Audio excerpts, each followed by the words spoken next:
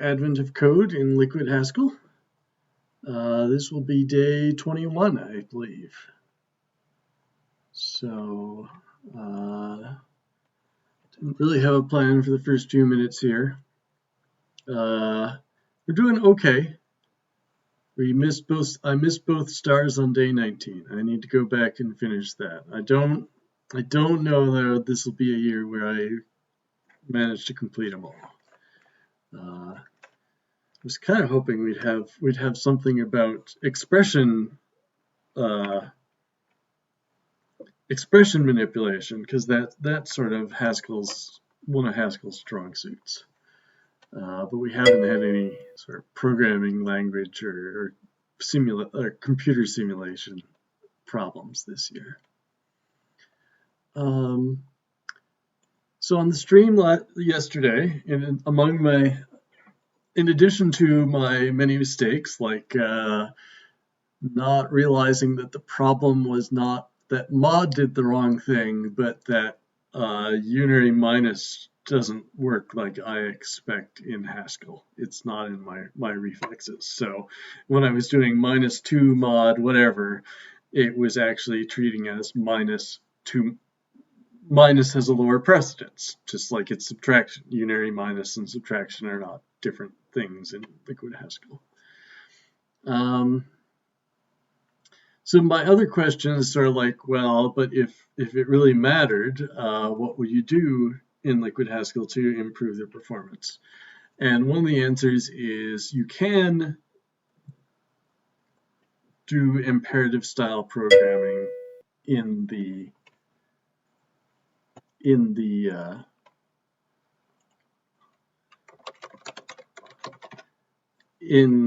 Haskell using the state monad, which I know about, but I don't think I've ever used yet. So I found this nice article by somebody who wrote their very fast Sudoku solver in Haskell. And one of the optimizations they did was change from sort of a purely functional style to using the mutable vector class. And here's one of their functions doing it. And I sort of vaguely know what all these things mean, but I have not really got into the control monad library and figured out what's there and what's not. But this where is it? Like this is a a constant time operation within the state monad that updates just one of the positions in a vector, and this is change a reference from I to I+1. It's red there. So I probably, if I was going to use this, I probably should have started on earlier days, figuring out how to use stateful operations in the state monad. So I don't know. And thinking about it a little more, yesterday's problem involved a lot of moving things around the list, and so doing 5,000 linked list chases is still kind of bad. So I'm not sure what the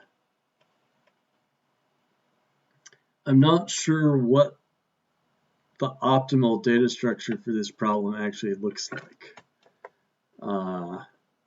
Is there some middle point where you've got fast indexing into the list, but you can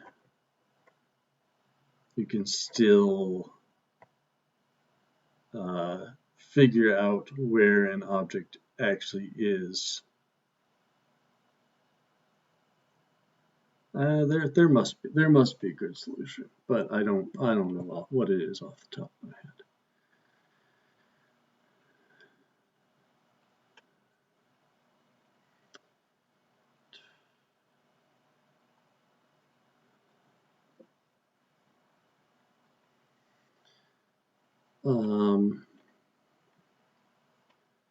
I got about a minute to go.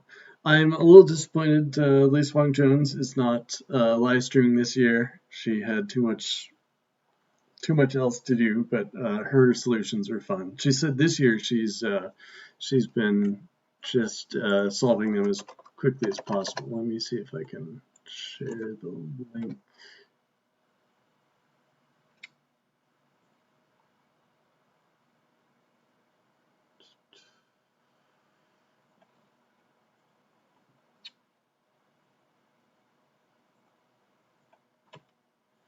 Yeah, so her solutions you can find all the way going back to 2015 in her repository. And of course, mine are in my repository, but I split them up by language rather than by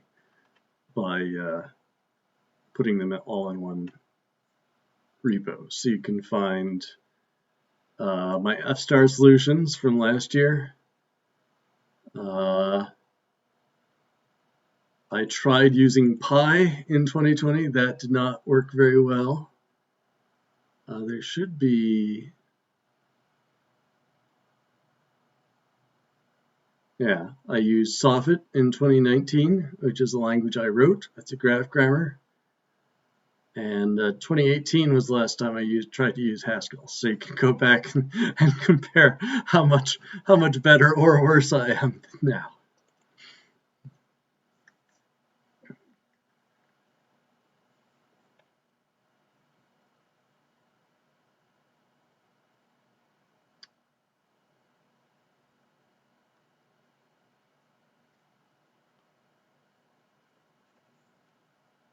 Okay, your job is to work out the number the monkey named Brute will yell before the monkeys figure it out themselves.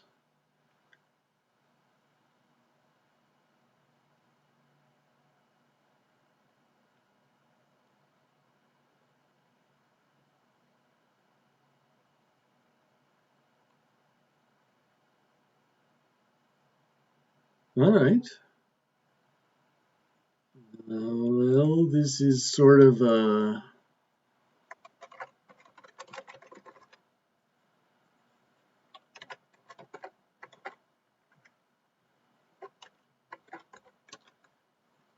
let me look at the input to figure out how we're going to parse it. They all have this structure, so we can. Gosh, that's a lot. I don't think this is going to be too hard.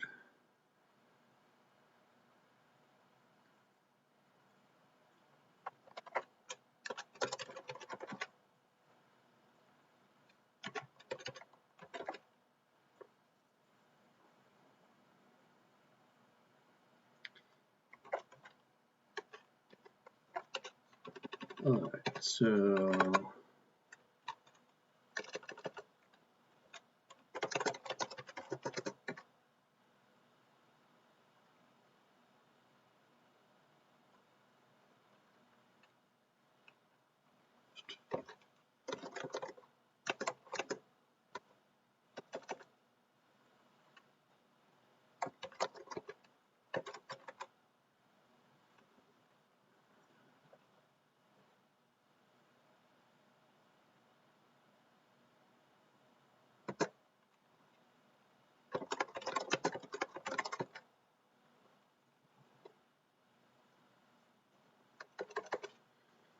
okay, let's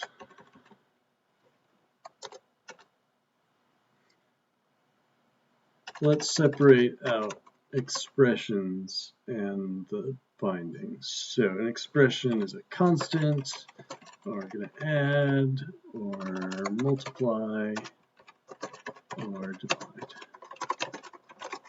or subtract. Okay. And the monkey has a name and an expression.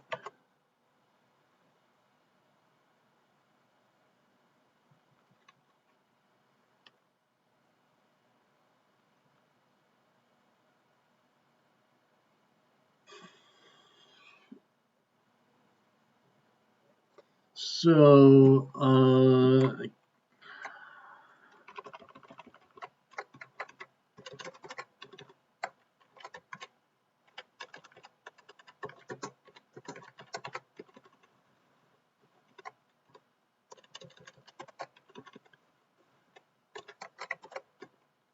if I pull all these into liquid Haskell, so liquid Haskell, if I haven't heard me talk about it, is adds refinement types to the base language, so we can be more restrictive in what functions allow, or check that their behavior is what we expect. And it does that by letting us write a specification for functions and data structures.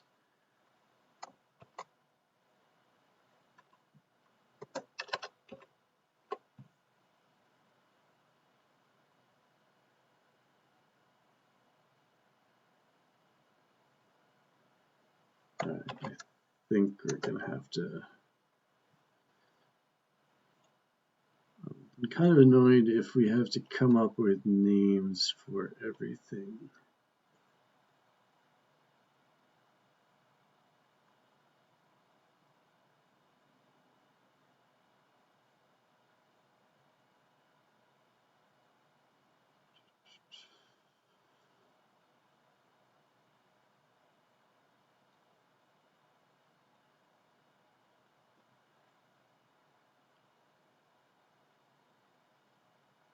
I tried using this feature and it's not available in the version of Liquid Haskell I'm using.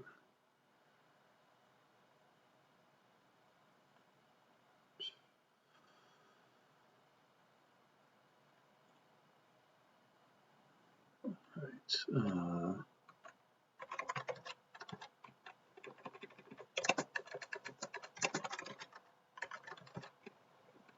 Now, can we use the same function name?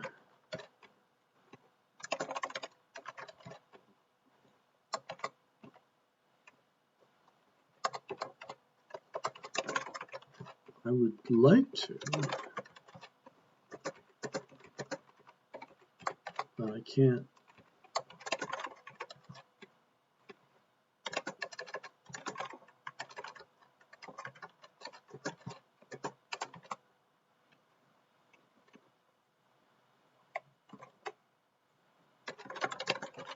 I'm a little worried that Liquid Haskell is going to blow up in an unexpected time by doing that.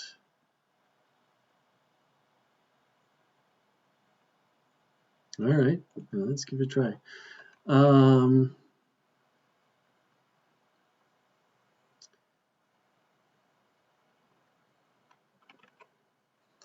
So what I'm thinking for today's solution is to index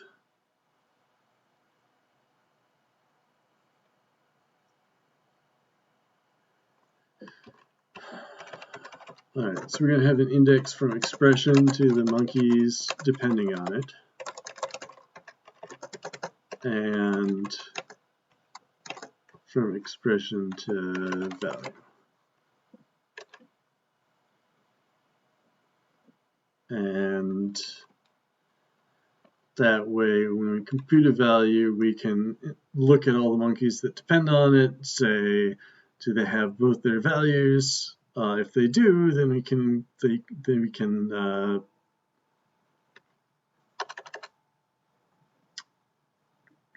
evaluate their expressions. And yeah, so this is really variable. So pair maps, I think that should be fine.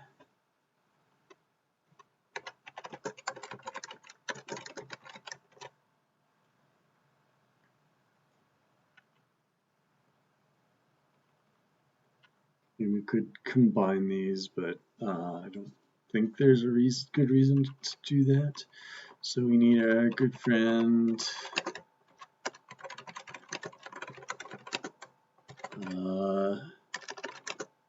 data.map, which unfortunately we can't write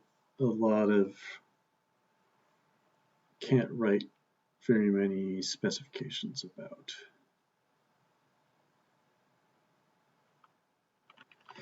All right, so let's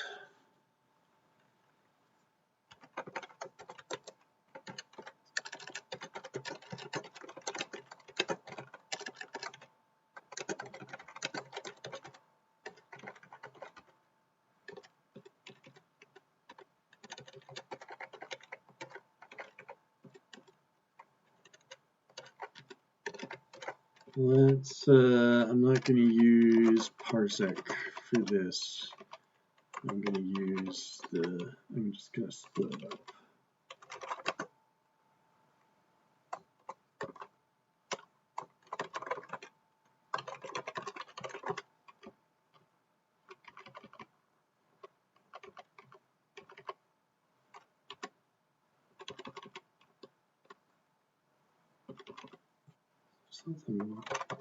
Something running yet?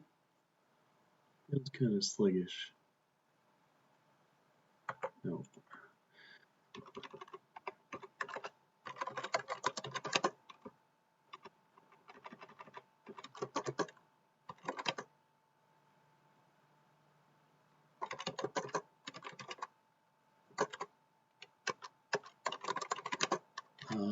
So I'm going to split by both space and colon.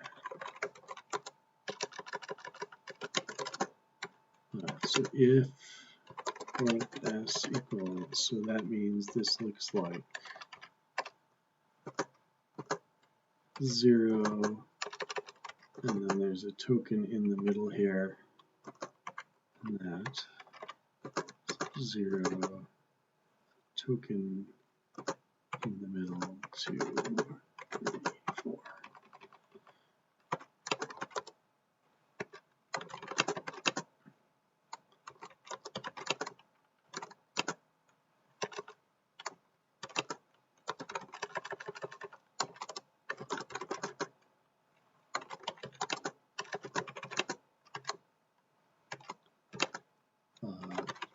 Equals,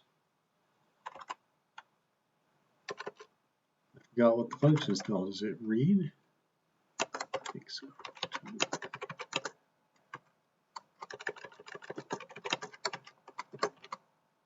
Okay.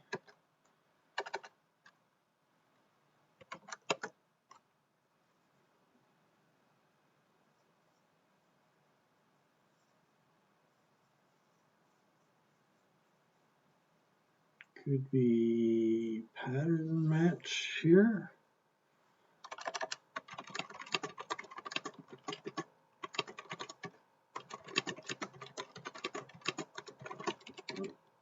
This expression had better be constant.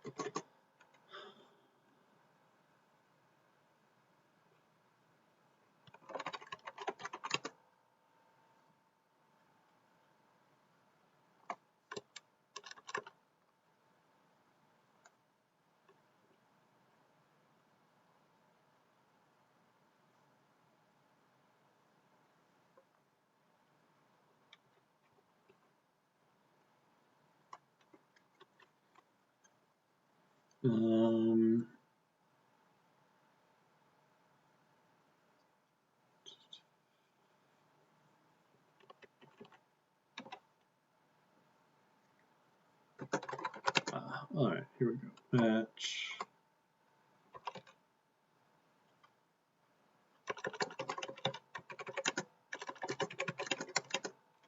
Not match case.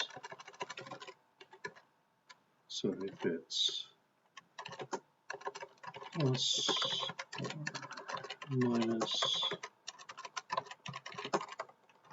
divide star.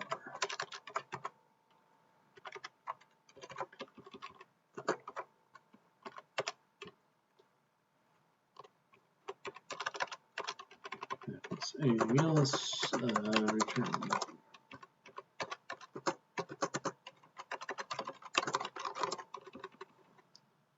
Okay, so the expression is add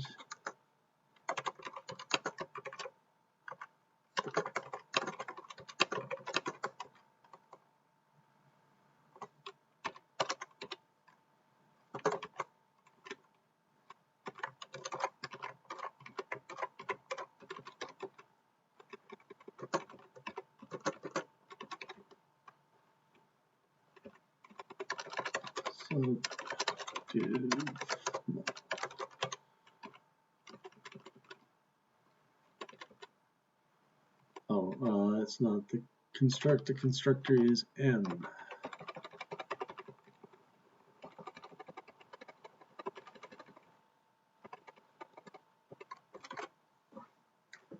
Okay. Looks good.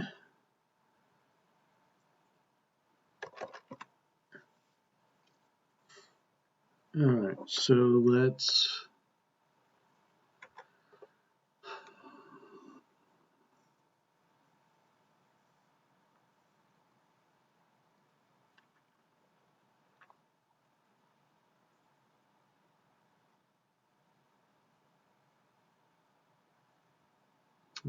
just want to make sure I'm understanding.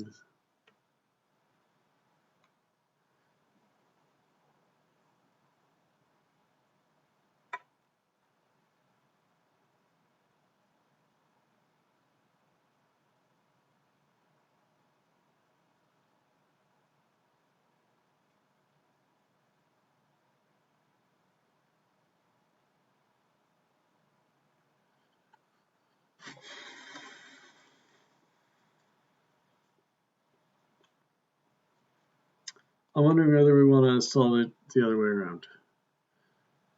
So it could be that some of the monkeys are not on the chain of computation that leads to root.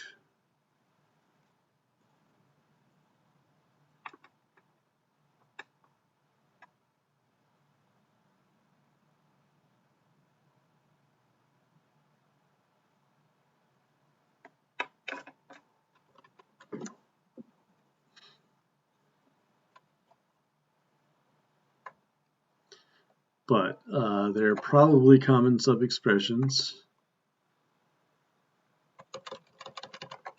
So let's do eval monkey.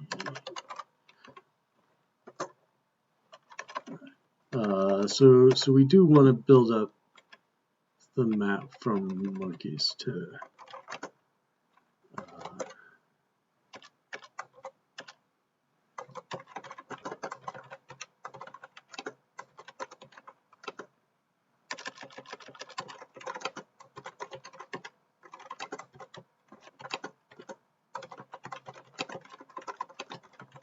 we do need both these maps. All right. So we're going to call our function eval monkey a string, and it's going to return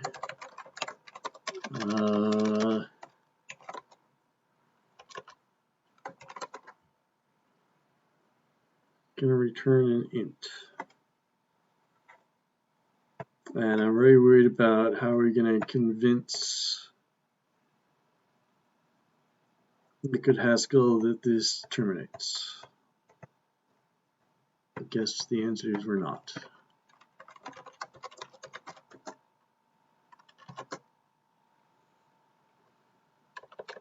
All right, so to do that, we need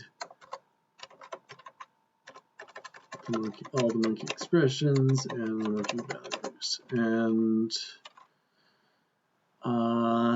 sure would be nice to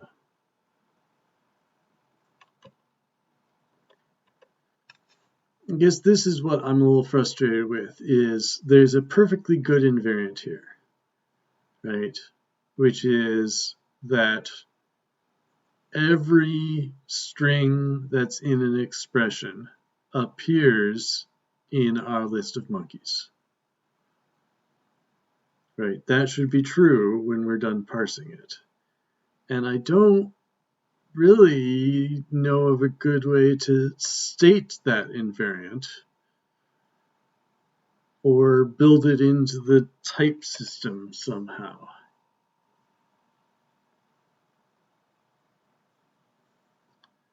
Right, we'd almost have to like do a topological sort first, and then maybe we could build up a list that, you know, where every argument appeared later in the list. build that as a type? I don't.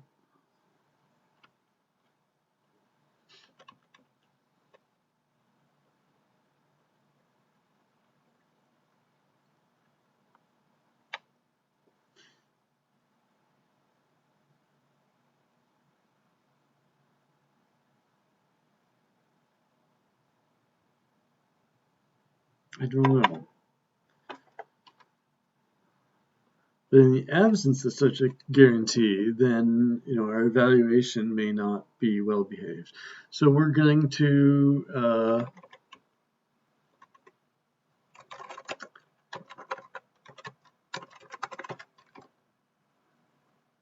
okay, we're going to try to use the either monad.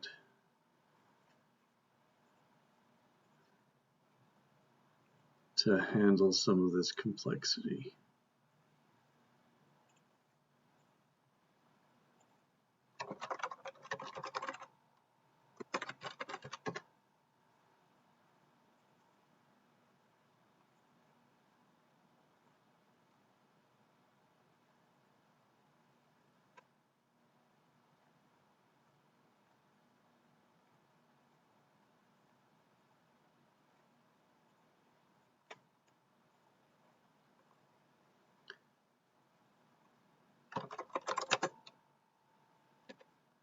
Okay, so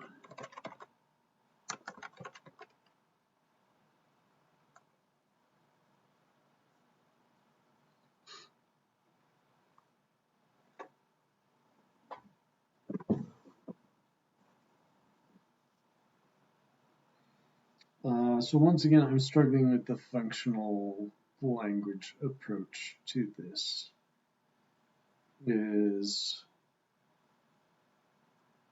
Well, maybe today is a good day to use the state monad.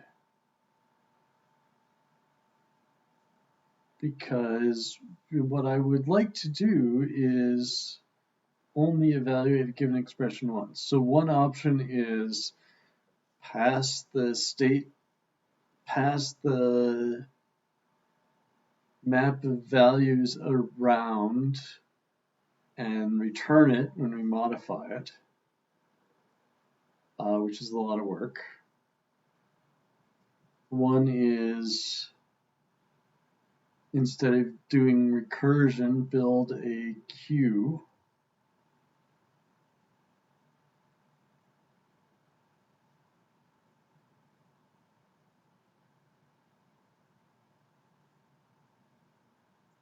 Keep track of things that are already on the queue, which isn't horrible.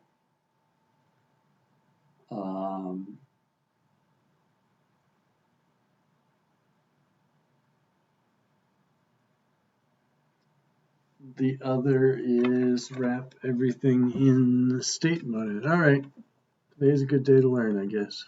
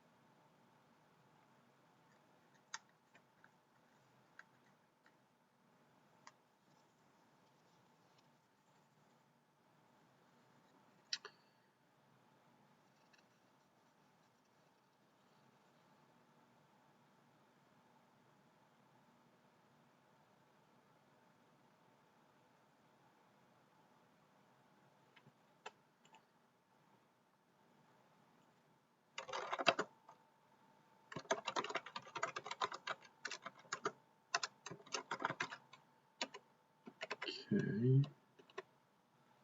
Plus, I have no idea how this.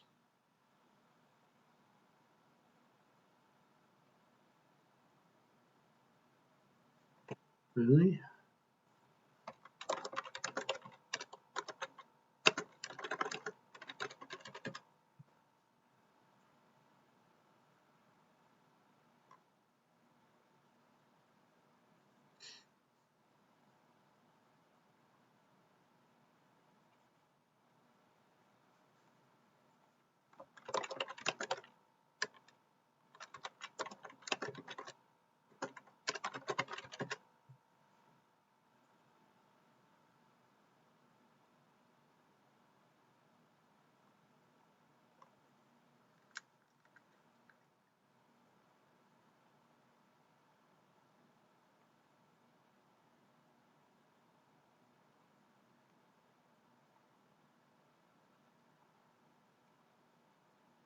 Okay, I think we want to use st instead. Okay.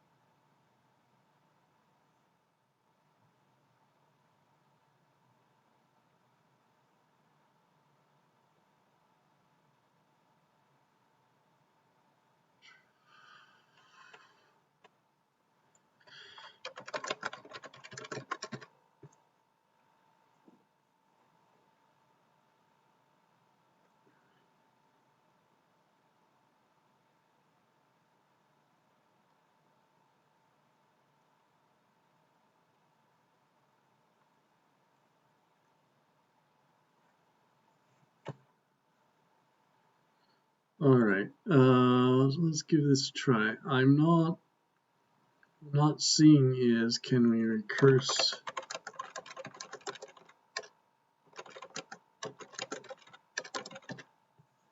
inside?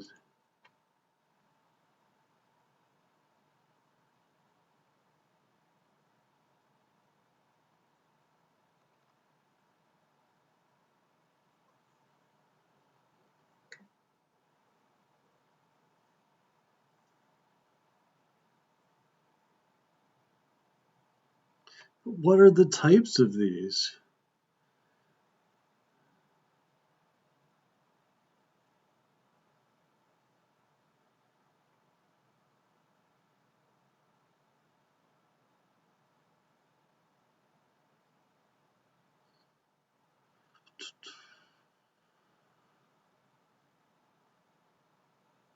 All right, so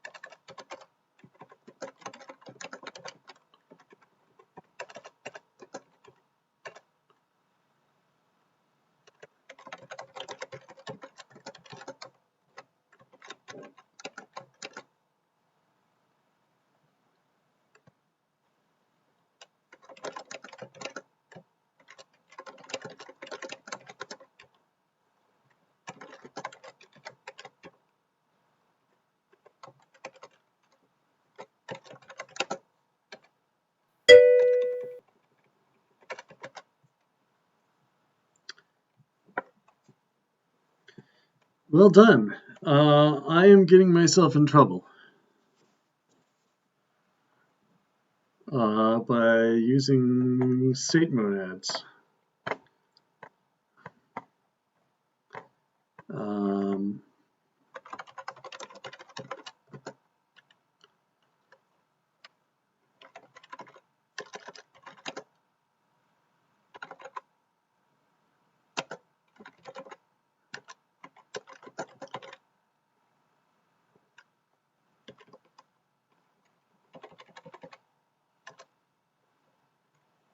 Okay.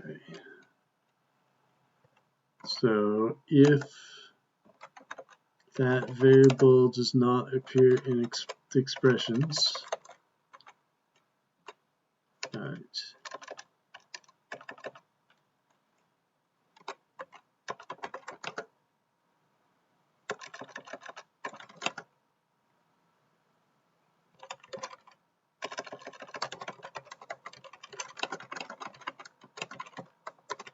All right, so nothing then left.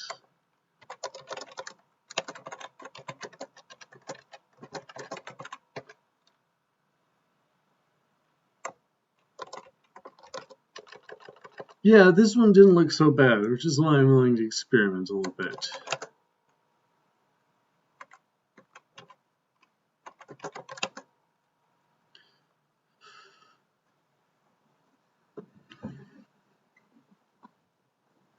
All right, so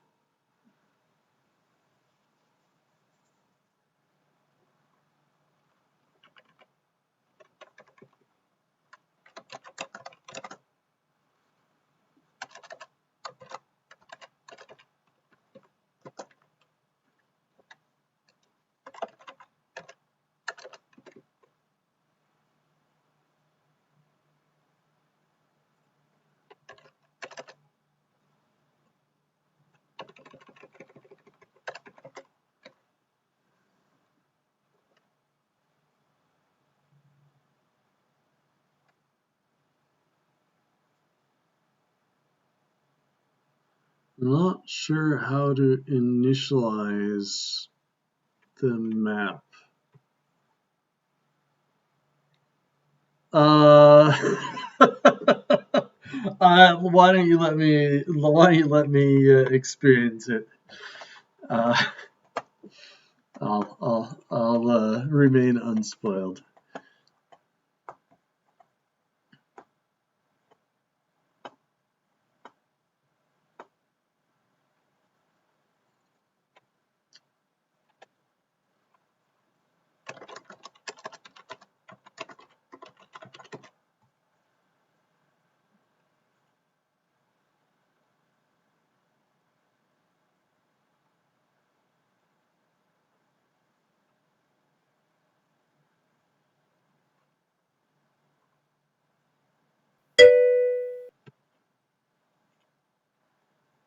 Yeah, that is very much like real life.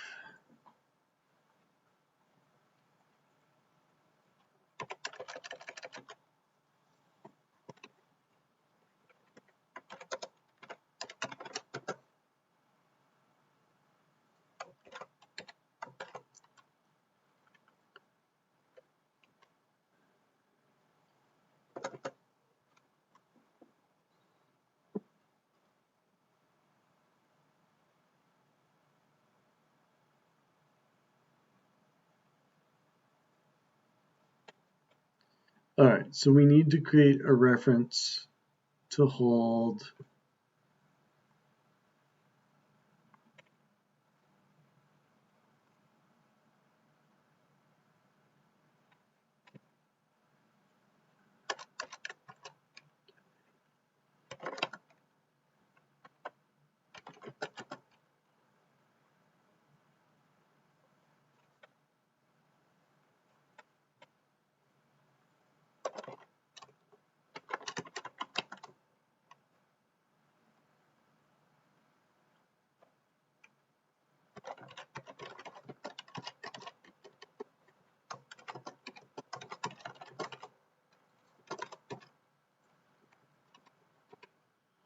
Okay. Okay, we're going to do statement. We can write it like this.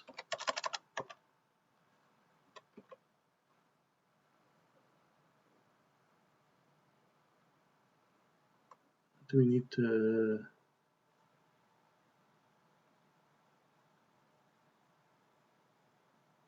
Okay.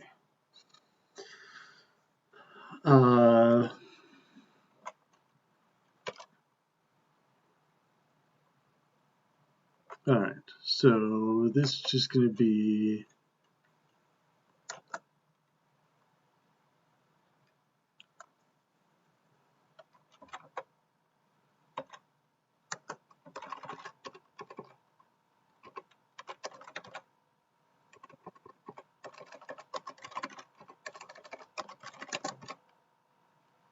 Okay.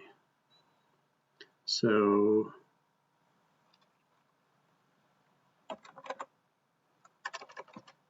to look up a value v, what we're going to do is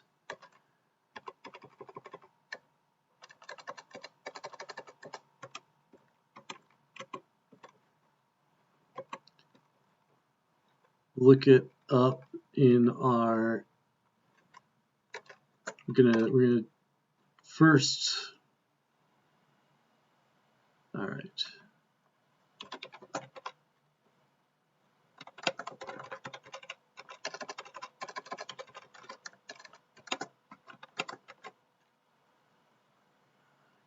Get read stref.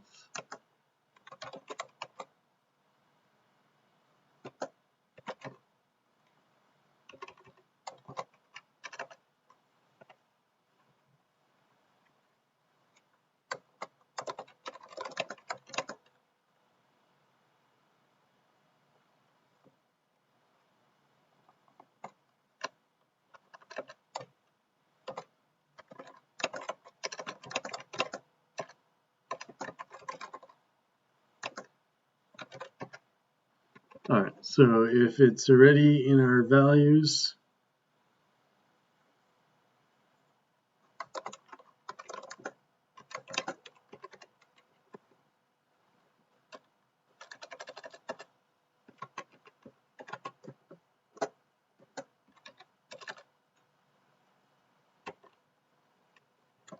I feel like I'm not using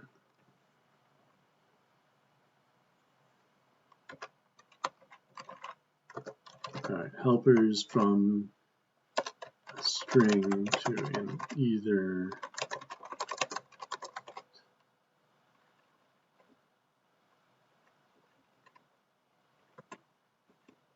Feel like I'm not using the monad efficiently here, but I don't know how to. The thing I'm not used to is with either you can sort of you can play this game of aborting early.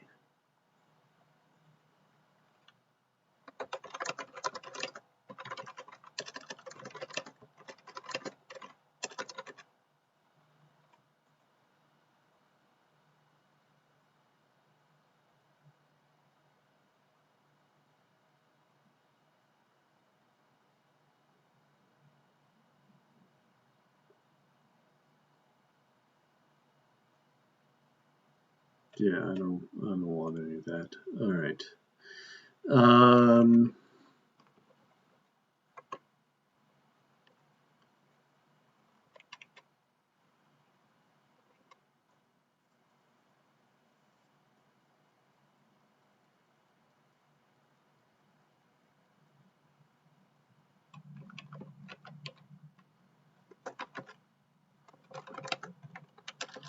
All right, so if nothing, then we have our error.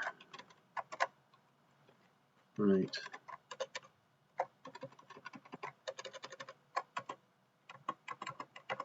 And if we have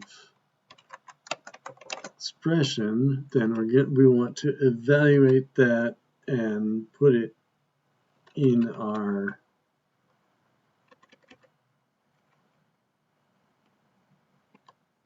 back in the map for next time.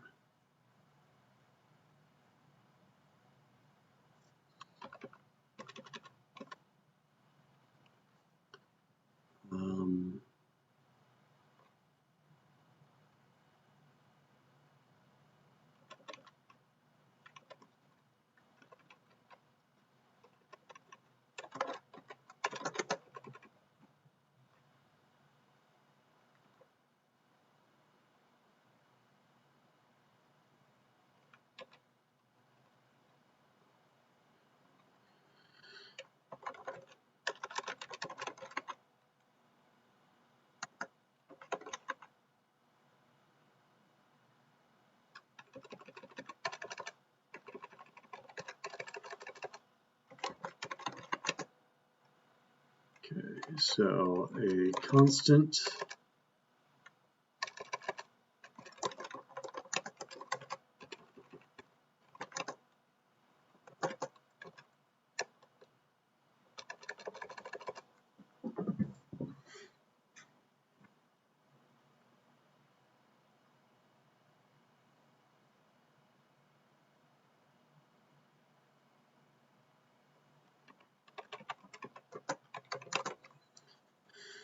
All right, where are we gonna put?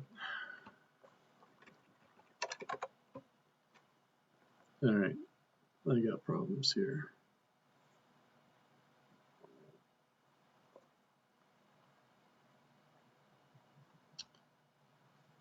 Why do I import?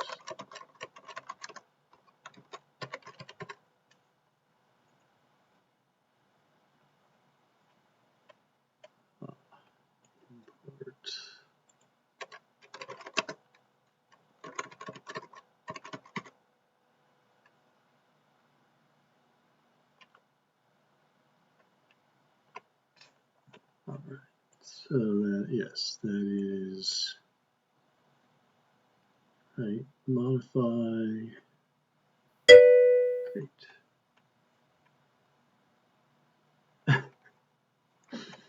It's very helpful of the elephants. They helped out in with the valve problem too. Very smart animals.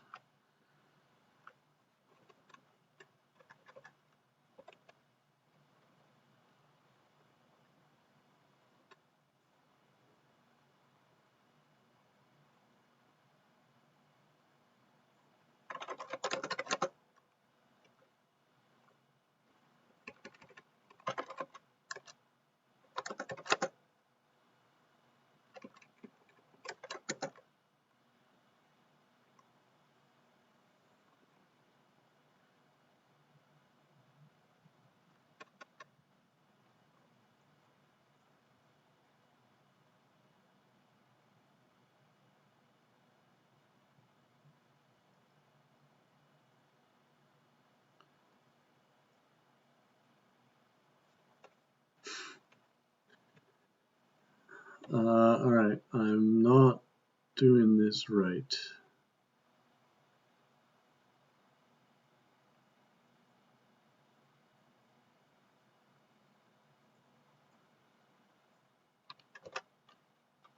Okay, so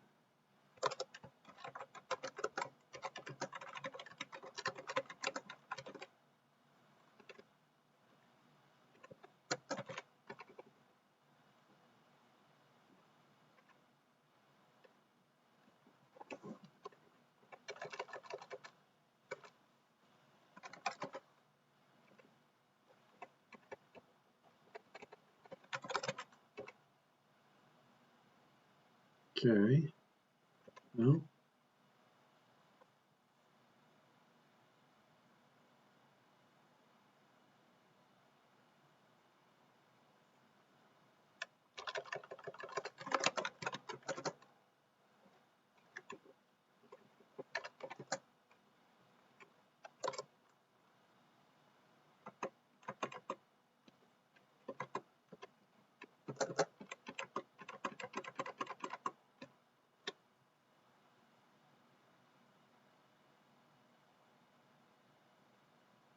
How do we?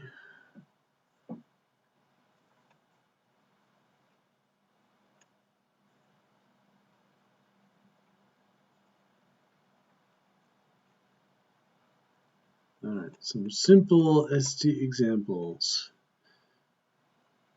Create an STREF. Do a bunch of stuff. Yes, these are too simple.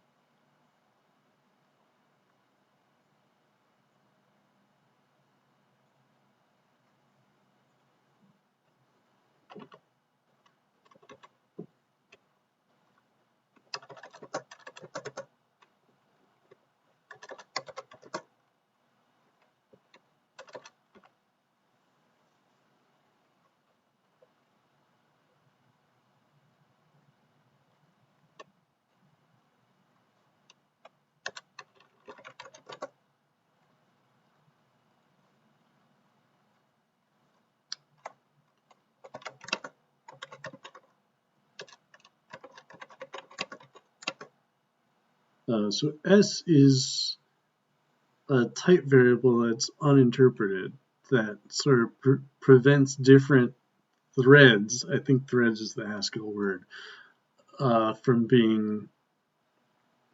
intermixing, that you should be able, so this is a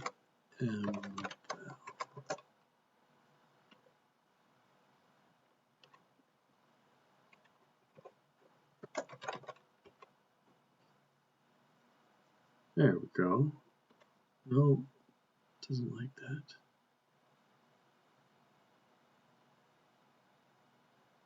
Oh,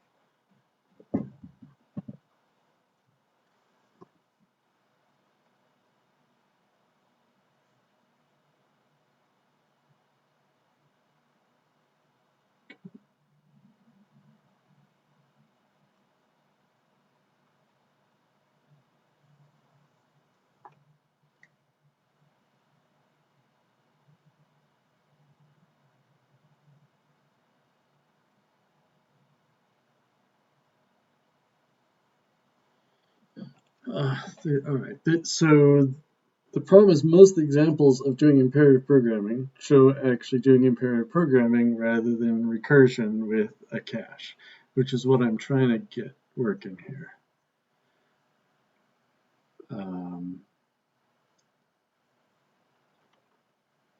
And with the either thrown in for fun. So why does it think the actual type of this is monkey? Oh, okay.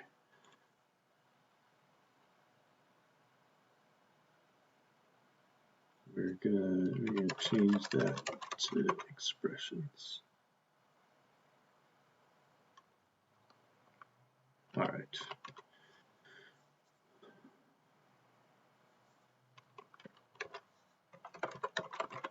So how do we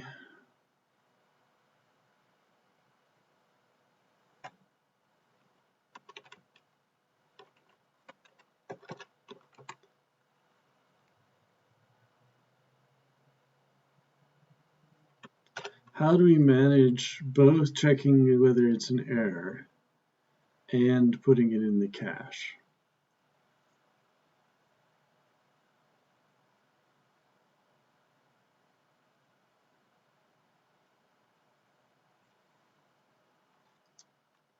I guess we nest again. I really hate this.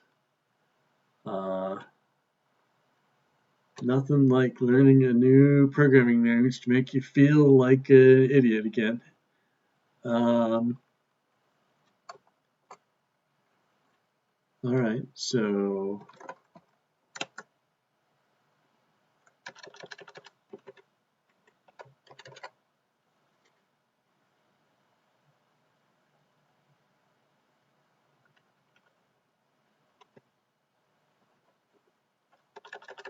all right, we can combine these.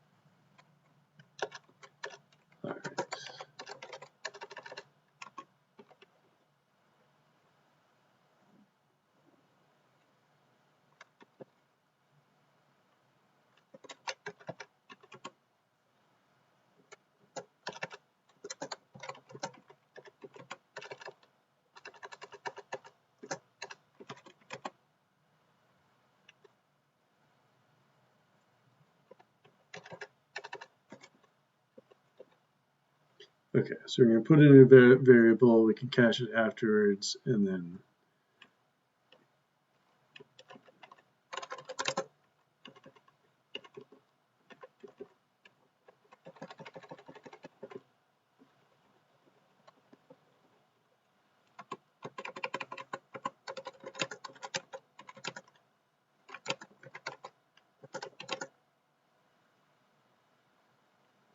so this is going to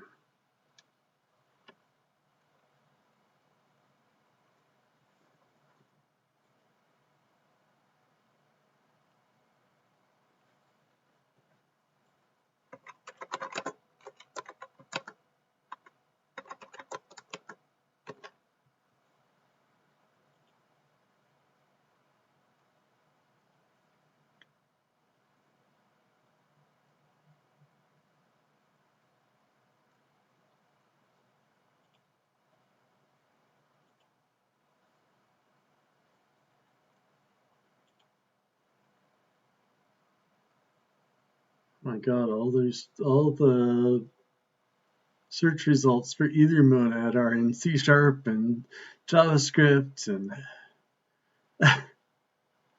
Scala. Maybe I should ask maybe I should ask ChatGPT to solve my problem for me.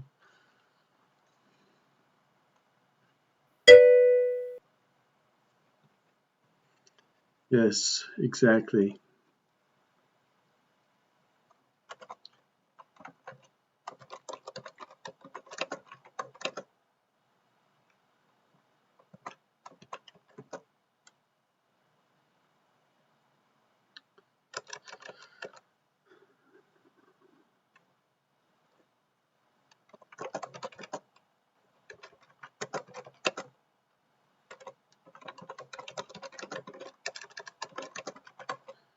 All right. Call this monkey 1 and monkey 2.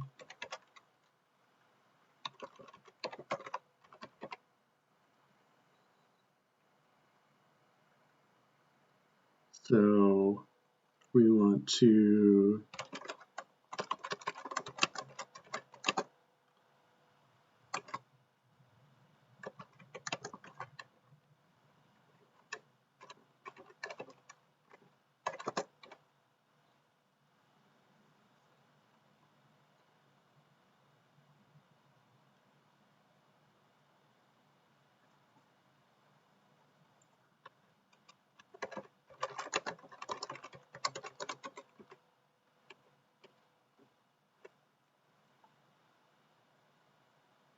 it's so unhappy with me. All right, this has got to be all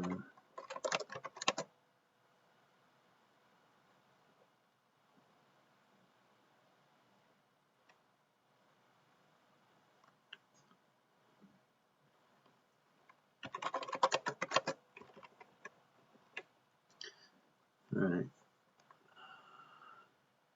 What's the problem here?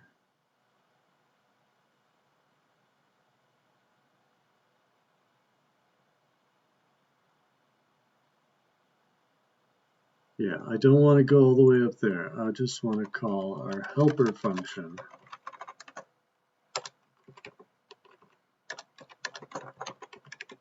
with the same set of vowels.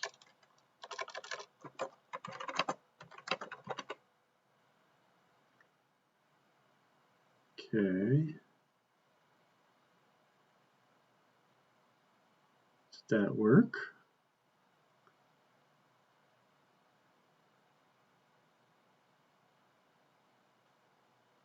I guess so. All right.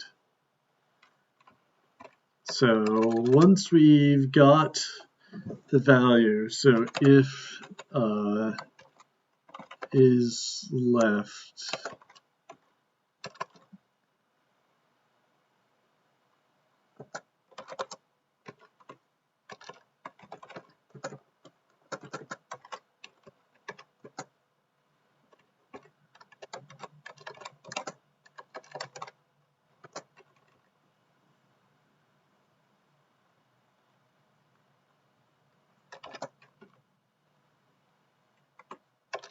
So we're going to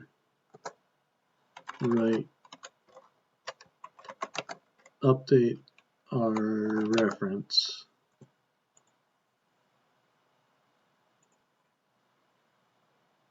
Modify.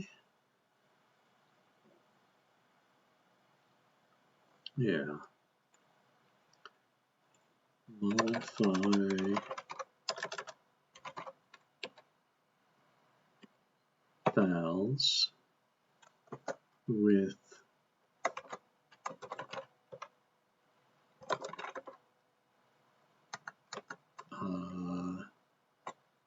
variable and x with our cache.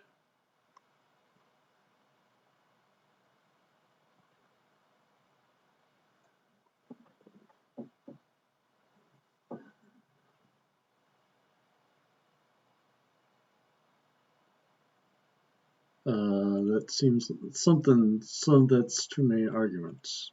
It's too many arguments. It should be that. So why isn't it yelling at me? Oh, termination error. Thank you, Liquid Haskell. You're so helpful.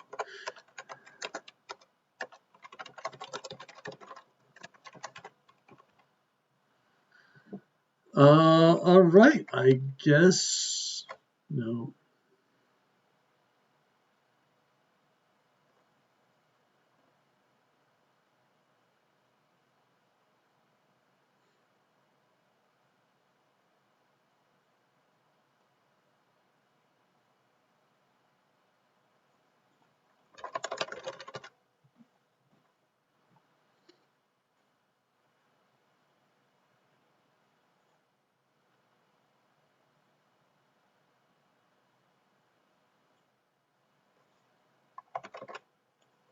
Gotta save it.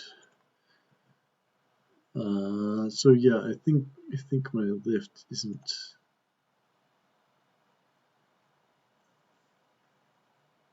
Oh, lift M2. All right, so this lifts addition into the either monad. So if it's already an error, if either one is an error, no.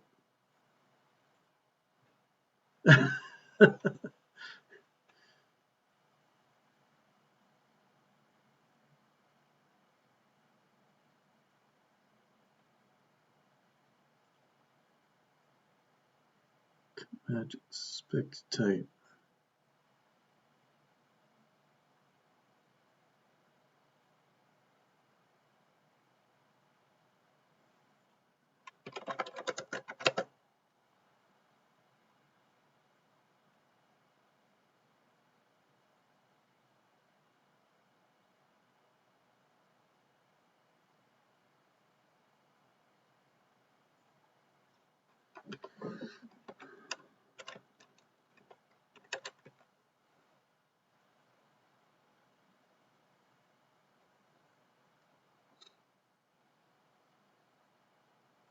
No, I'm not getting it right.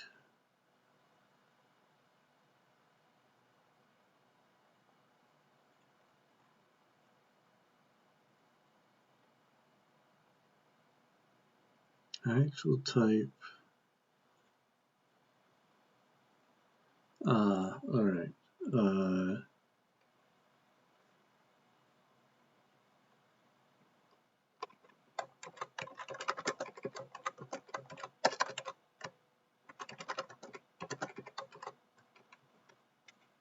Let's try that.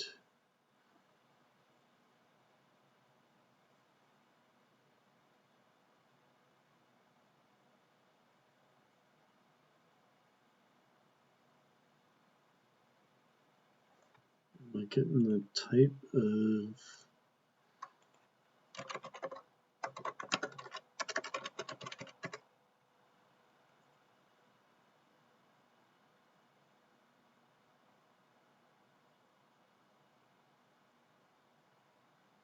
yeah, so it takes a function, takes A1 and A2 to R to monad A1, monad A2 to monad AR. So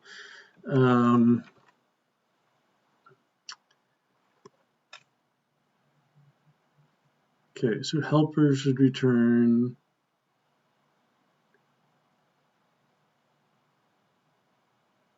okay, so v1 should be an either string int. I'm just making this worse.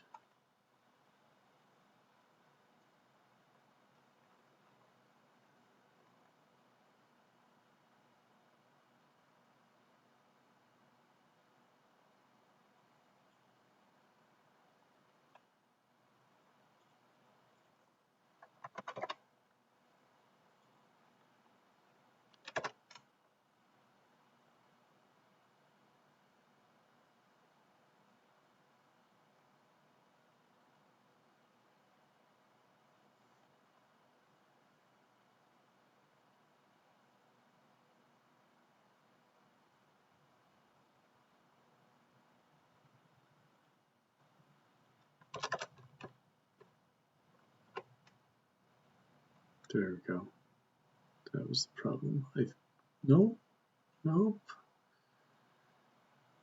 Either char, either string, actual type.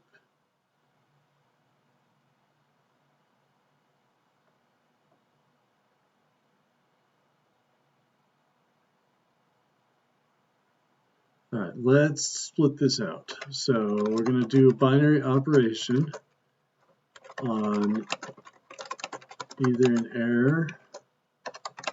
Okay, so we're going to take a int to int function, and it's 2 arguments,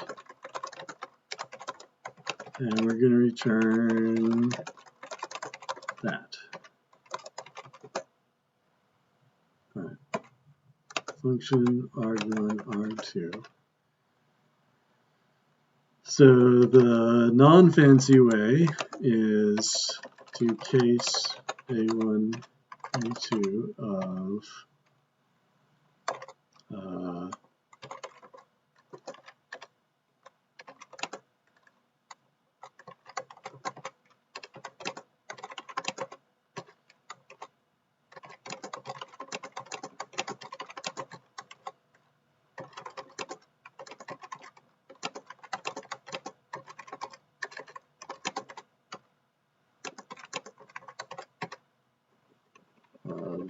binary operation.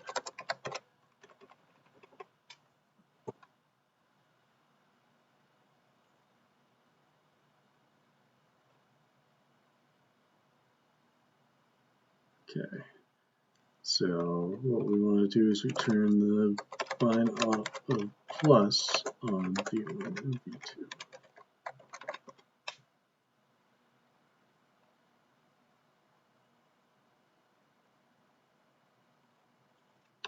Okay, better, I think.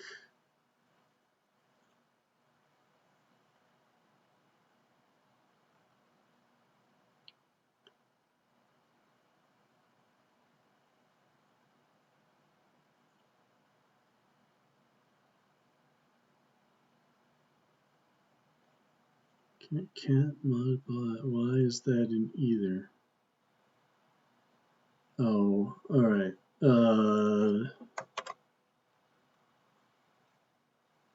Yeah, it is in either. We didn't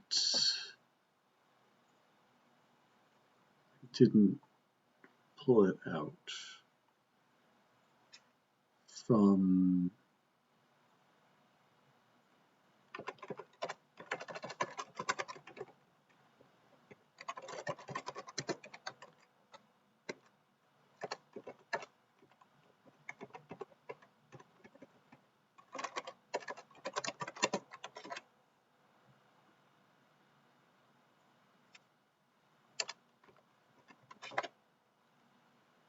Okay. So does that leave us just with the other operations to do? No.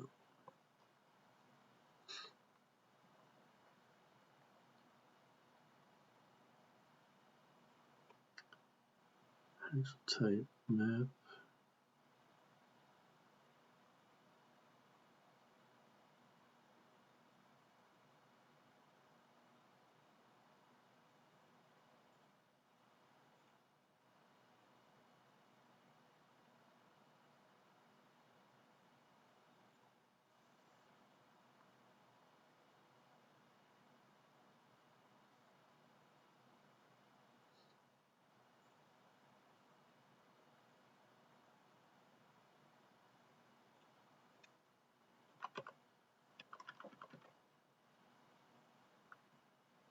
Why does it think X has type, has this nested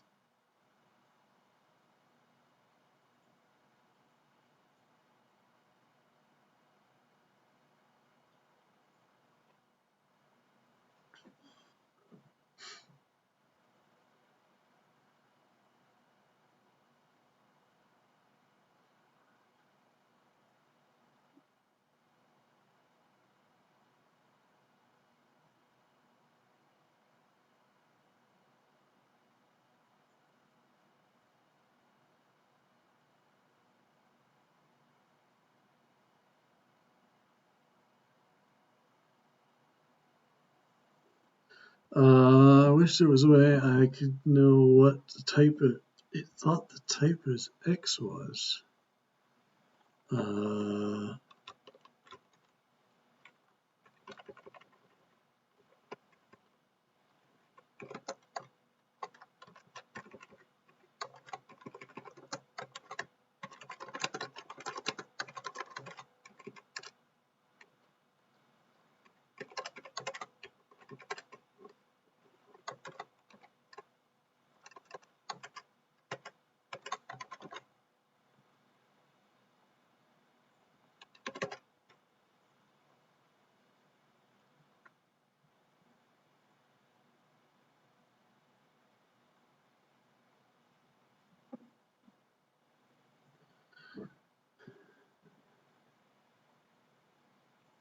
Oh, I expect this is an int.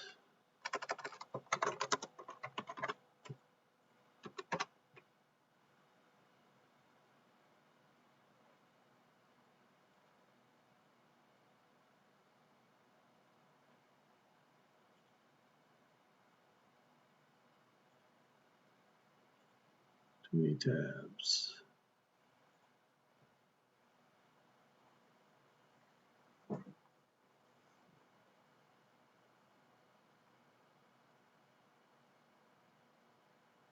Oh, it's got a default. It takes a default value. That's why it's skipped over. All right. Fine.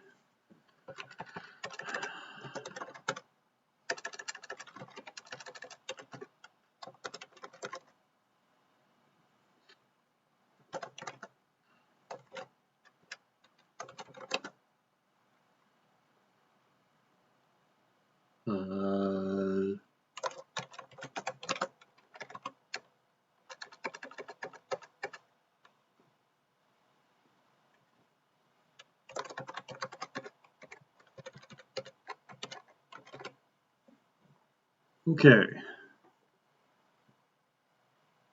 How about that?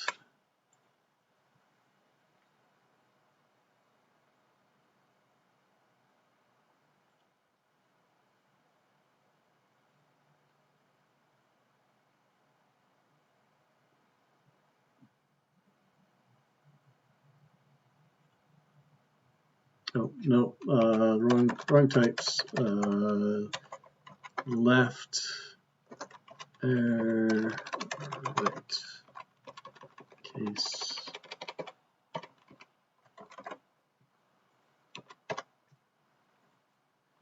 All right, so we come up with a value for X, examine it.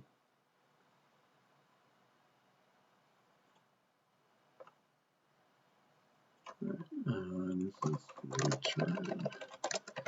All right, I think we're good.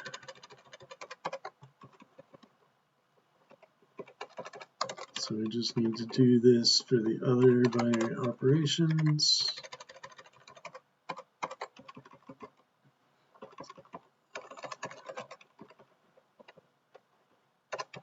Liquid Haskell's probably going to complain about something. So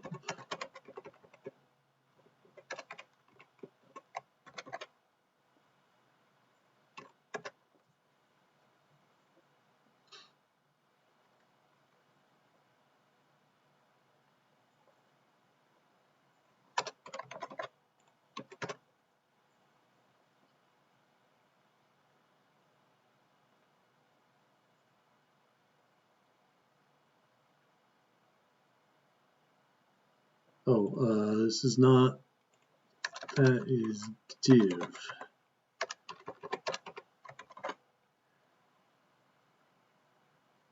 Yes, the slash is related to for fractions, because we, we're mathematicians here. We write fractions all the time. But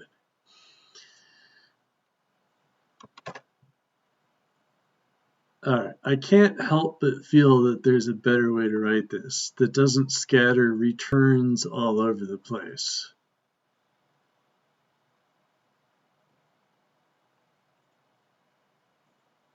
I think this could just be a let statement, but it compiles.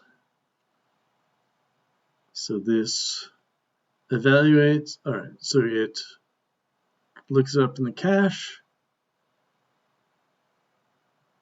If it's not in the cache, then evaluate it. If it's not an error, cache it, then return it.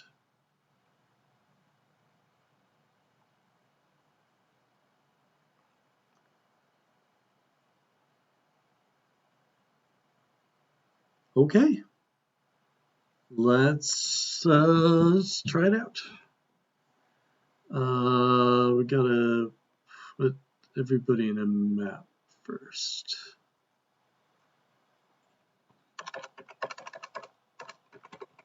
All right.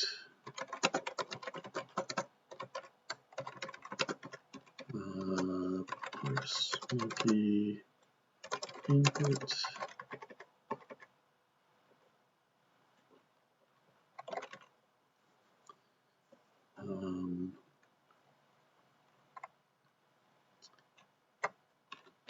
Okay, and we're gonna have our monkey map be map.from list, and we're gonna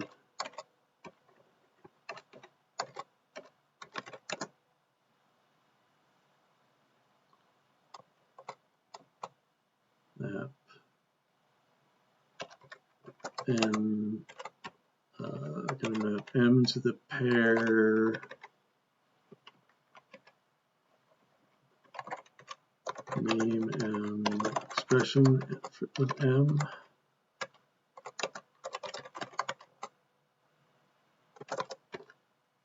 Okay, and then we're going to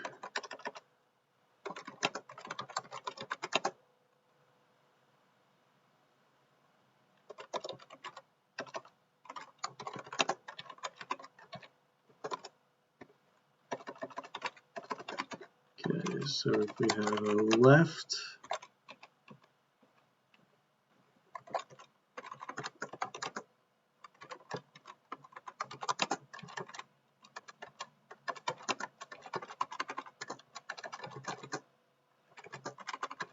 and right, its value.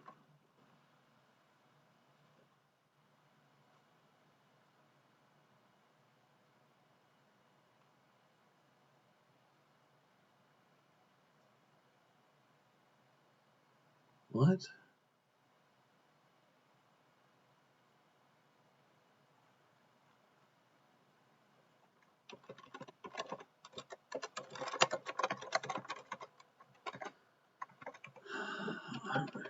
All right. Great. Let's try it out.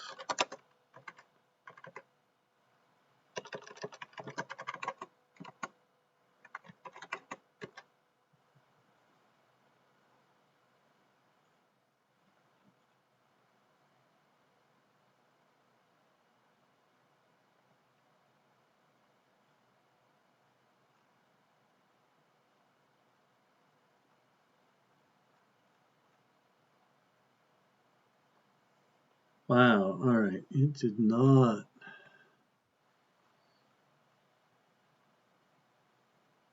It did not like my parsing at all.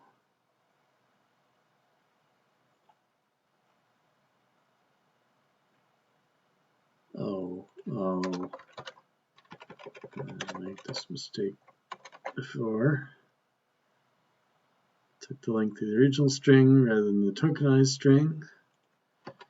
And then it's complaining that I'm passing in div, but I haven't verified I'm not dividing by 0. Hello again, Epsilon. So how do I make it happy? All right, well, we've got the capability to do errors, so if v2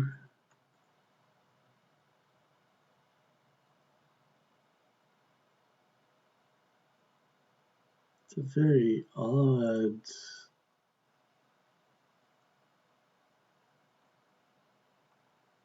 I don't understand how it even figured out that that was the case. All right, so if v2 equals 0, then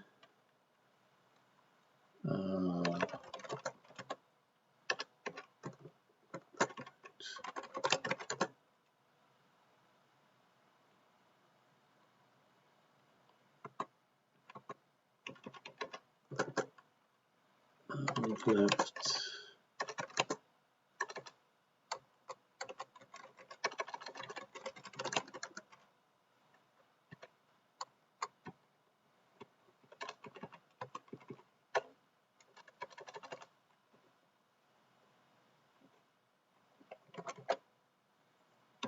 how about that?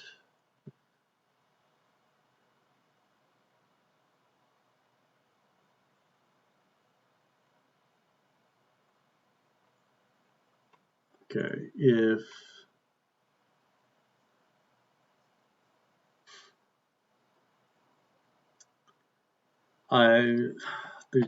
there's gotta be a better way to do this.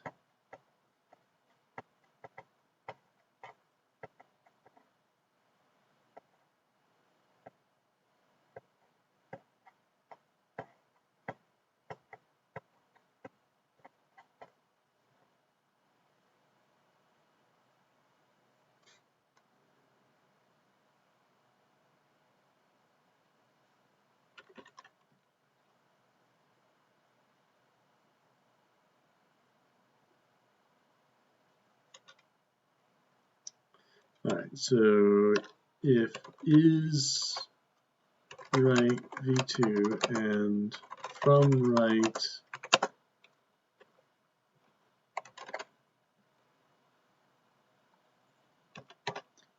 I really should be using control.exception, I think.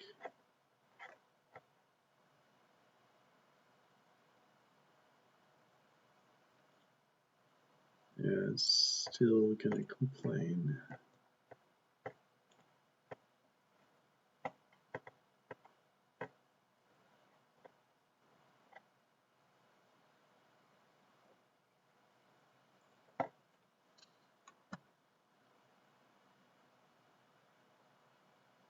All right, well, we're gonna cheat. We're gonna specialize this case. So division op, it's either a string, and this is either a string or let's do the specification.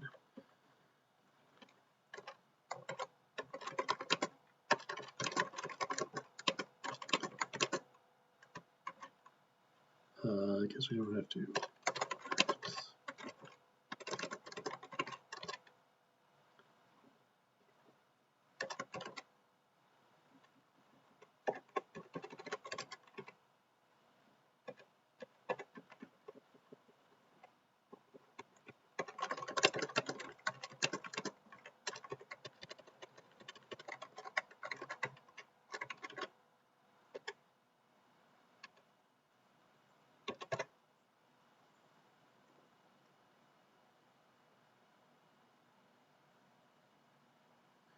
I think it was that the function has a type that doesn't match the one here.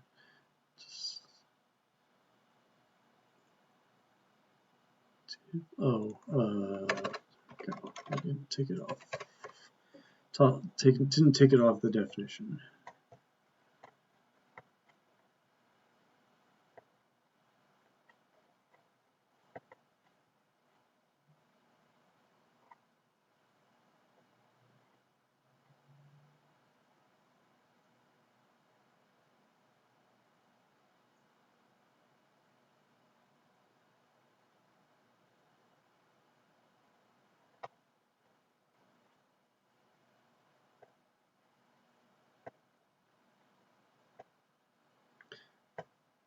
If all this playing around with monads causes good Haskell to float its stack again, I'm going to be upset. This compilation's taking a long time. It's not bode well.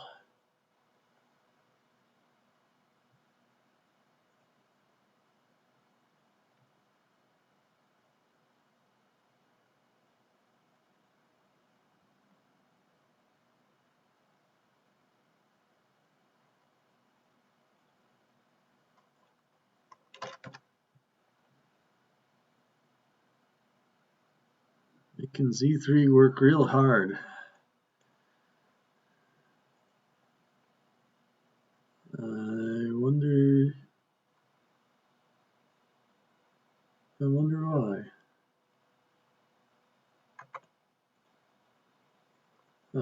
We can take a peek.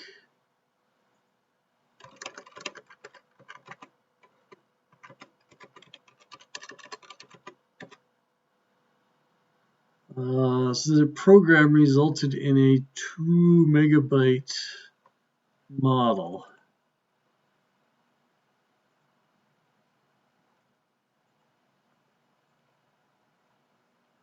The model itself is not going to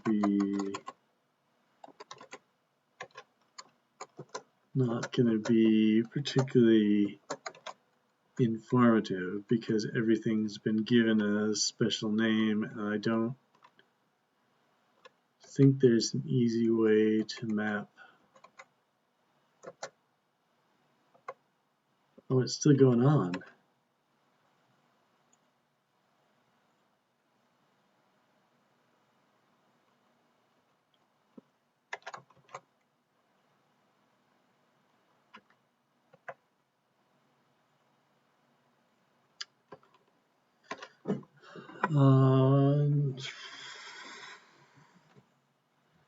Well, the good news is that unlike S star, the process is actually guaranteed to terminate, but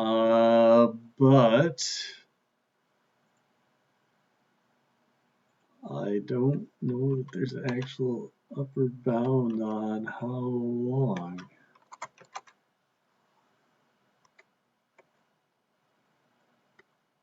So this is what Liquid Haskell is doing under the hood. It translates the specifications into a satisfiability model. SMT stands for satisfiability. I always get this wrong.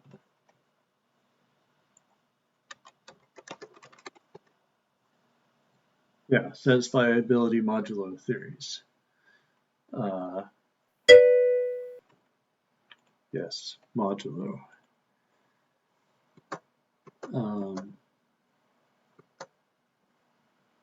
And yikes. And then for each assertion we make, it inverts it and says, can you find a counterexample? And so when SMT says unsatisfiability, that means there's no counterexample. The assertion you made about types or values or equality or whatever is true.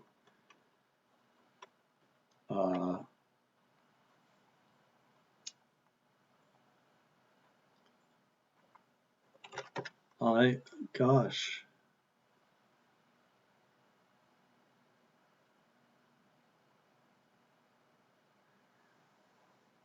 I don't know what to do here. I have not encountered this problem before. With F star last year, if it was running too long,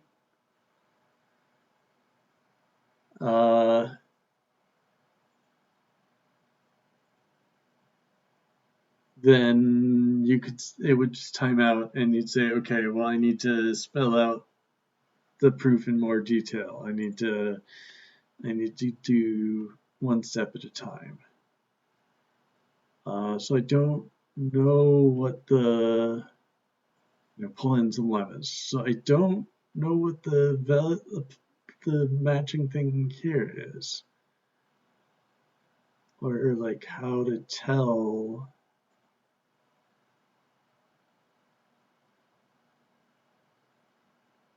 It's running two instances because the GHC backing the Emacs session is running.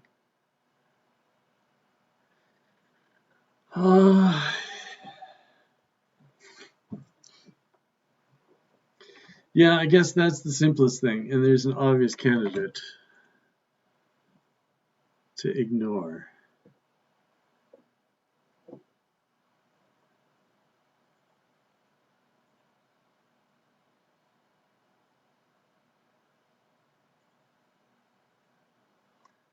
Wow.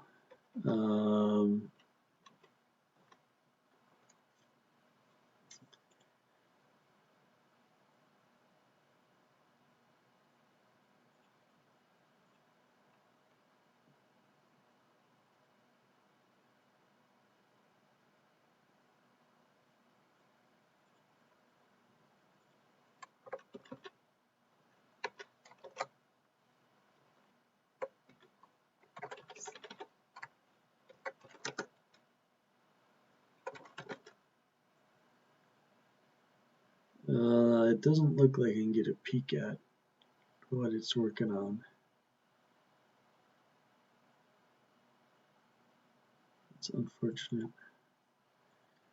Well, I guess I'm going to report this one.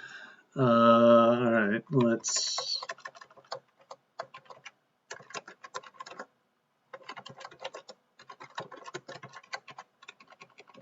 give this a try.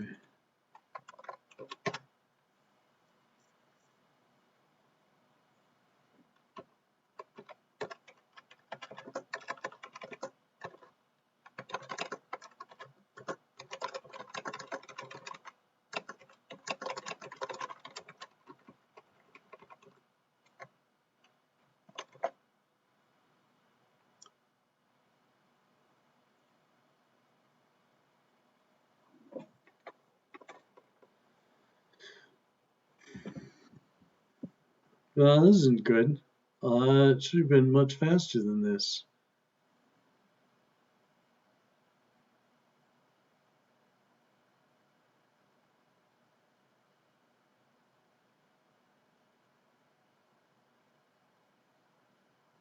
Just on the example.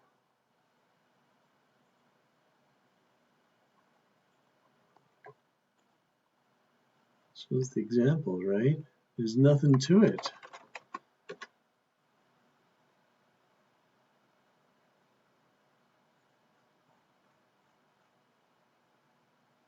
Defined but not used. Wow, what to... Ooh. All right. Should have paid attention to the warnings.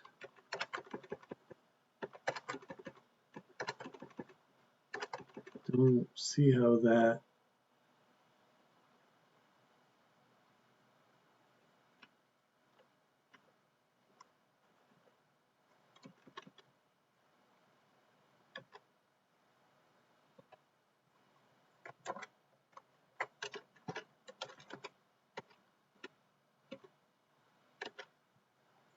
Don't see how that could cause us to run forever.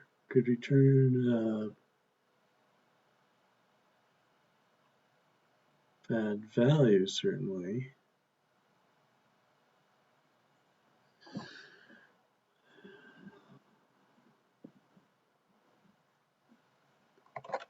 None of our monkeys have circular references, do they?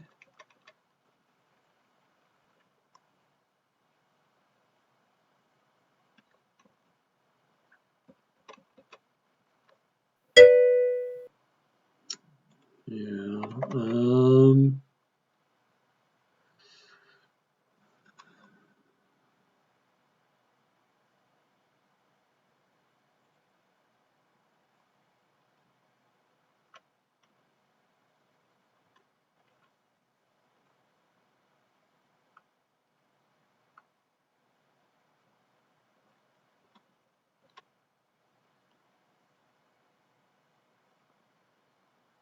Yikes. What is going on? All right, let's try.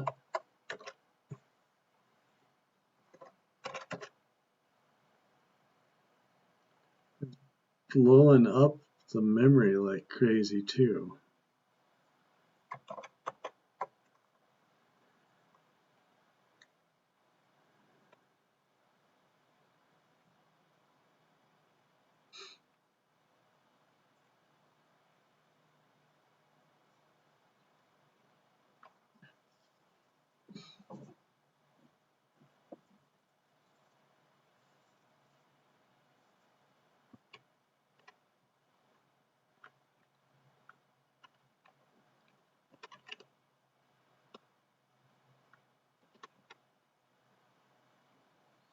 All right, let's try looking up EBPL.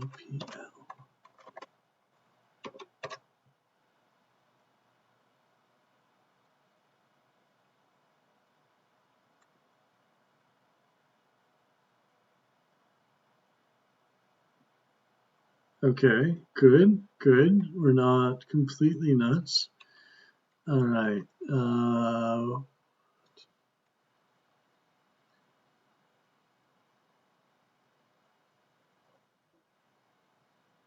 CRM uses that and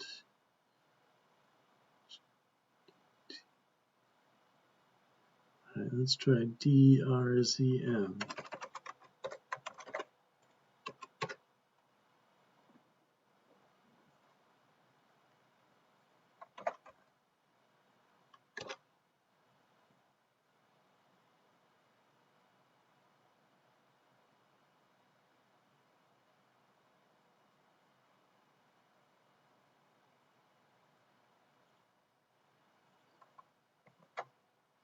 No, so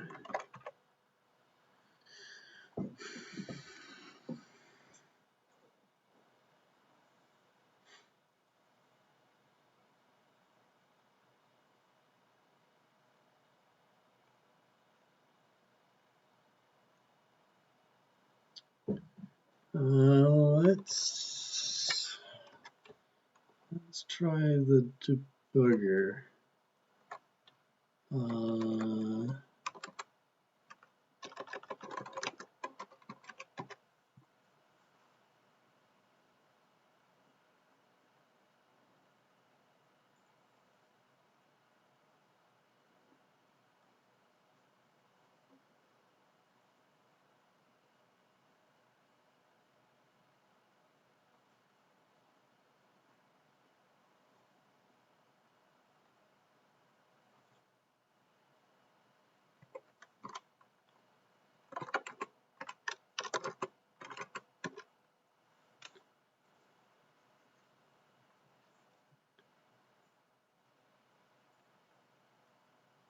So can we, all right, so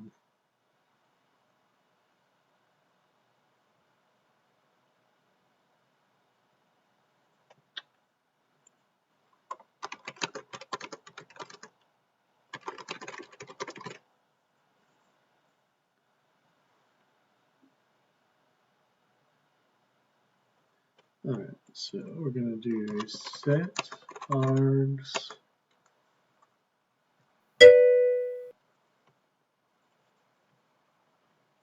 Oh, well, then I'm way over engineered for that. But I thought it might be a DAG rather than just a tree.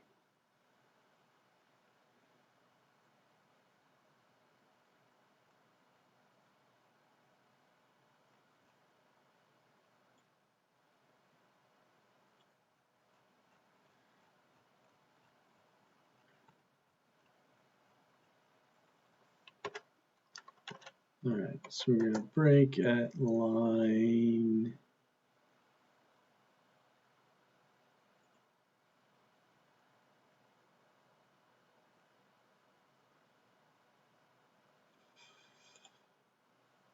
76.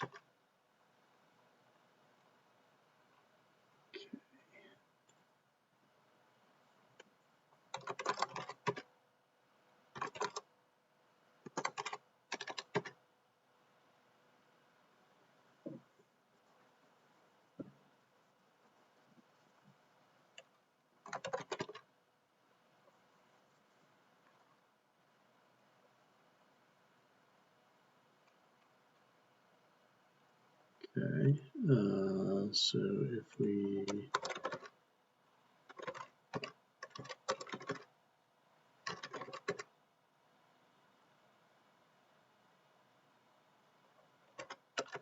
all right, so there's our tree. This is empty, great.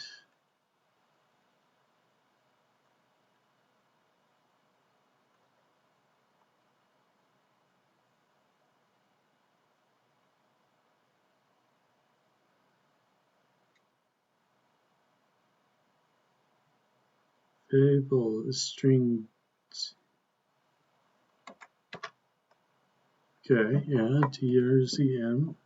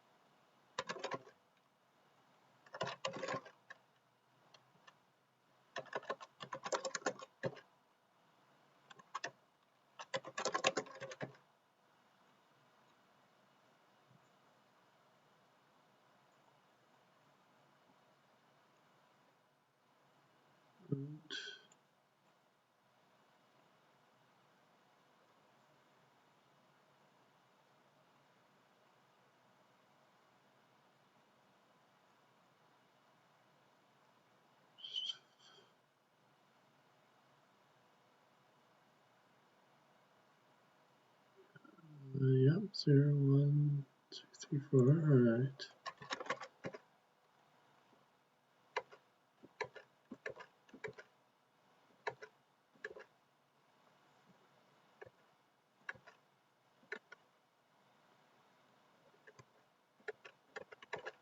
All the laziness coming into play here.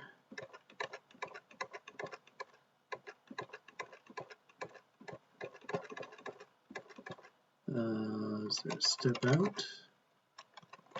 Nope.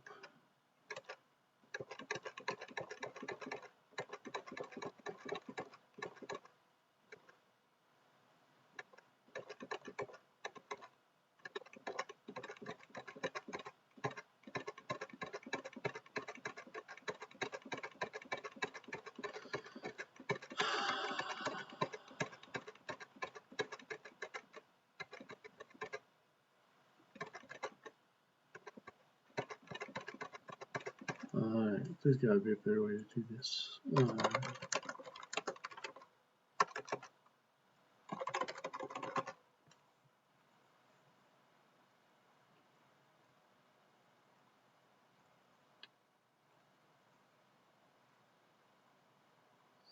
Step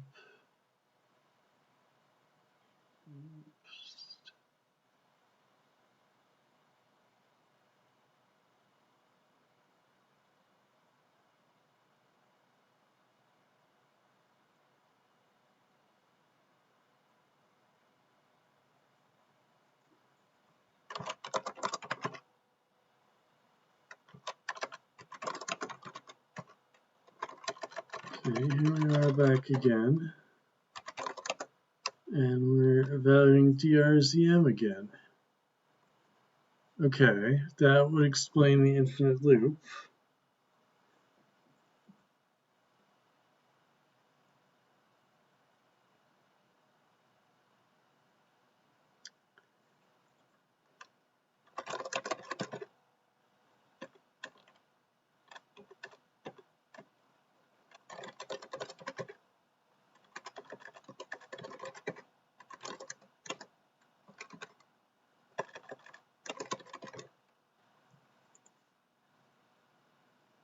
No, I want expers at the top level.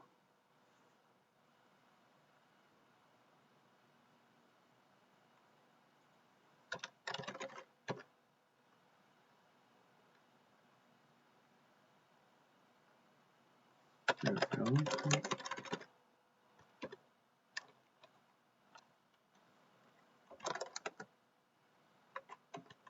Oh, we didn't tell it how to print an expression.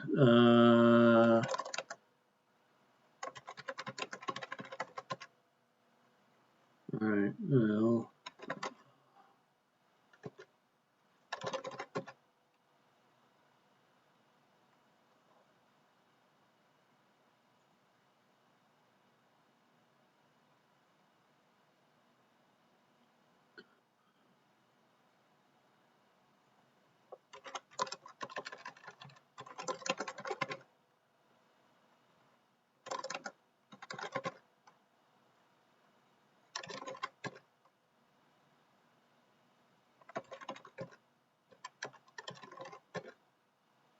Okay, so why are we looking up?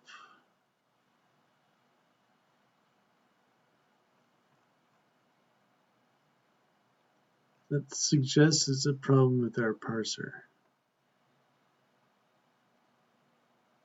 That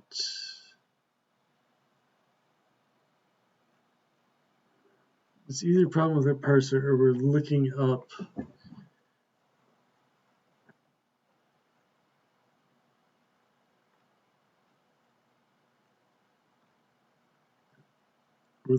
the very value we're trying to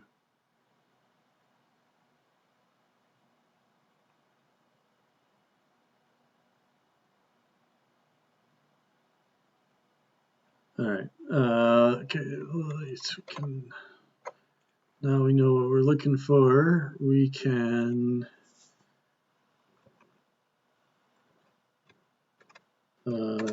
just say deriving show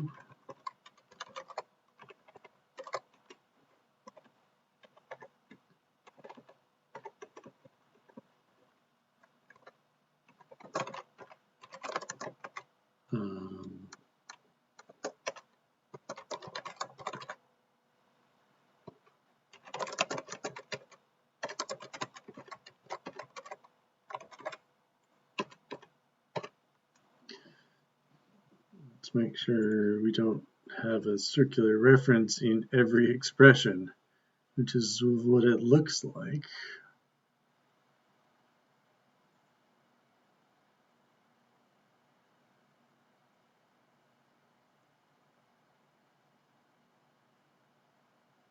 Yeah, okay, that looks all right. So why?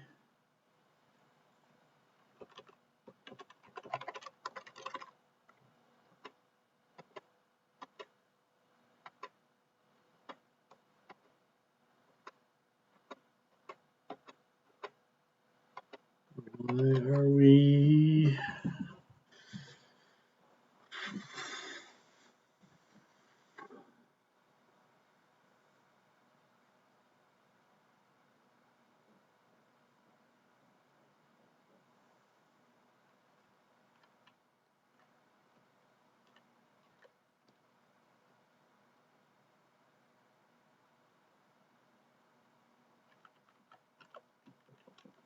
Let me make sure we got a bunch of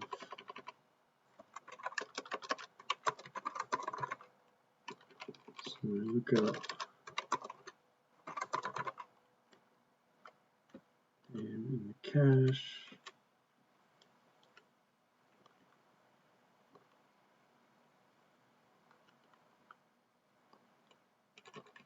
Otherwise, we look up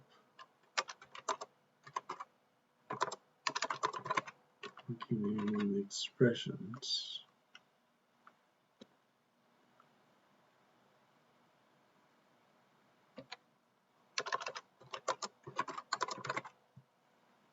I'm wondering whether was it telling me about if there was a problem here? No. Saying V exposes it.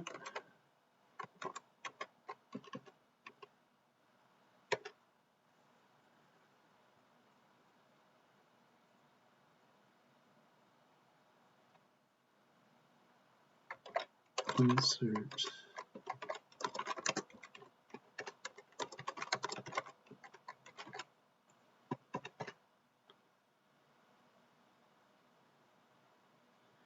Well, I feel a bit foolish for not verifying in the big example that no. All right, that was it. I must have been reusing a variable name somewhere, although I'm still not sure where.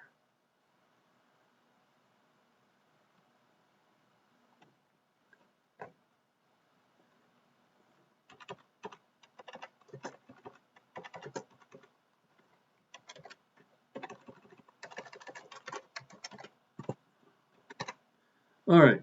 Yeah,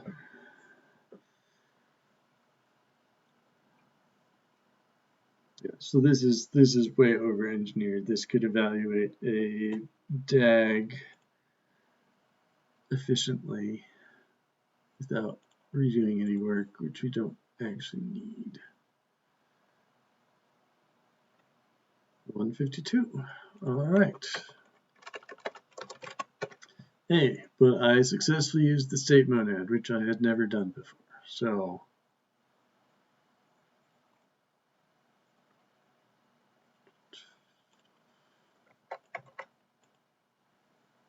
all right, part 2.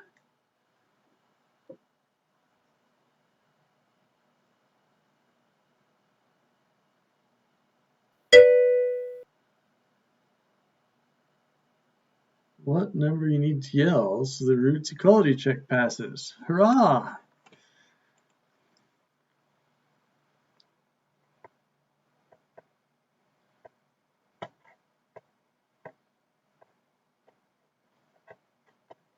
All right, let's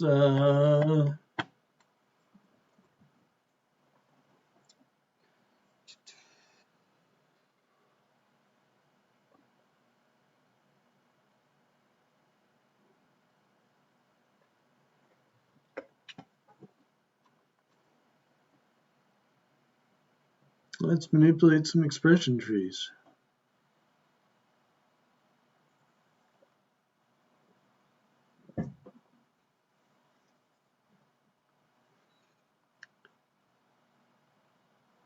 All right, so I'm going to change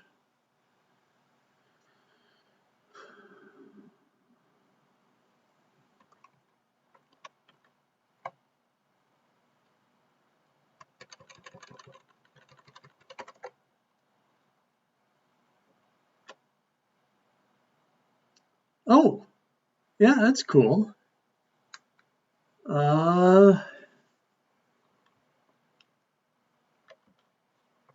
I saw somebody who solved the rock mining problem using Z3 or another satisfiability solver. They just went to increasing number of geodes and asked, is this feasible? Is this feasible? Until I got a no answer.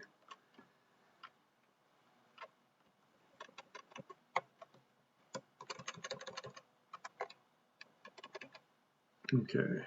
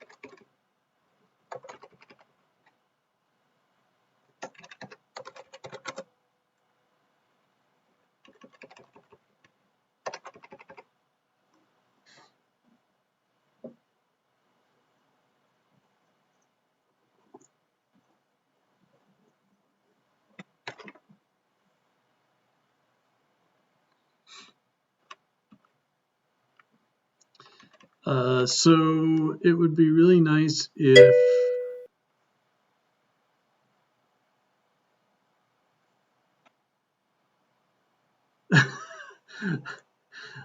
yeah, so I thought about that. We could just print out the giant equation and solve it, but I would like to simplify it. So it's not that this is sort of the easy version because it's just going to be linear because humans only used once. So it's just going to simplify to something.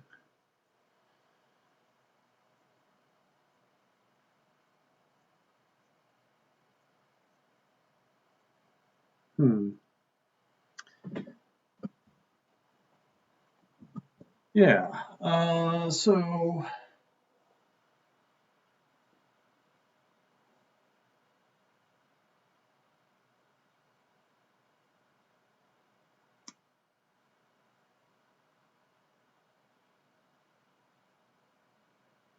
okay, and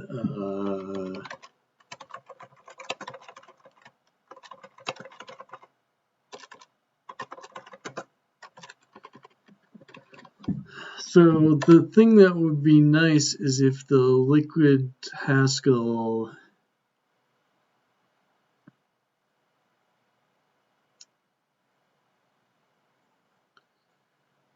if this actually worked, but it did not in the version I'm running.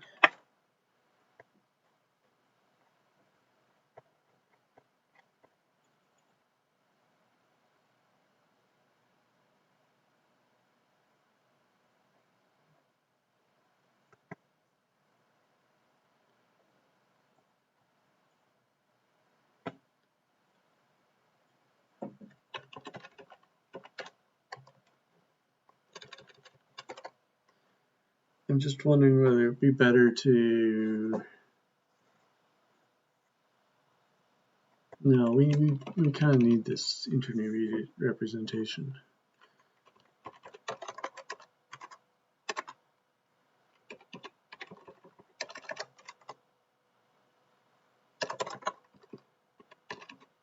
So the thing is, when we start to recurse, we're really gonna want this.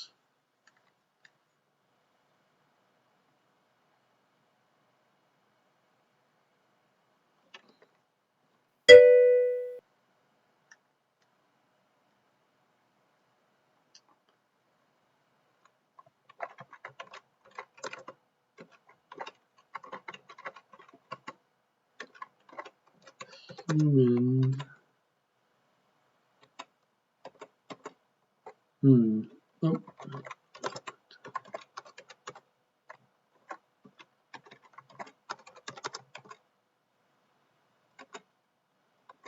I'm on the right side of a plus.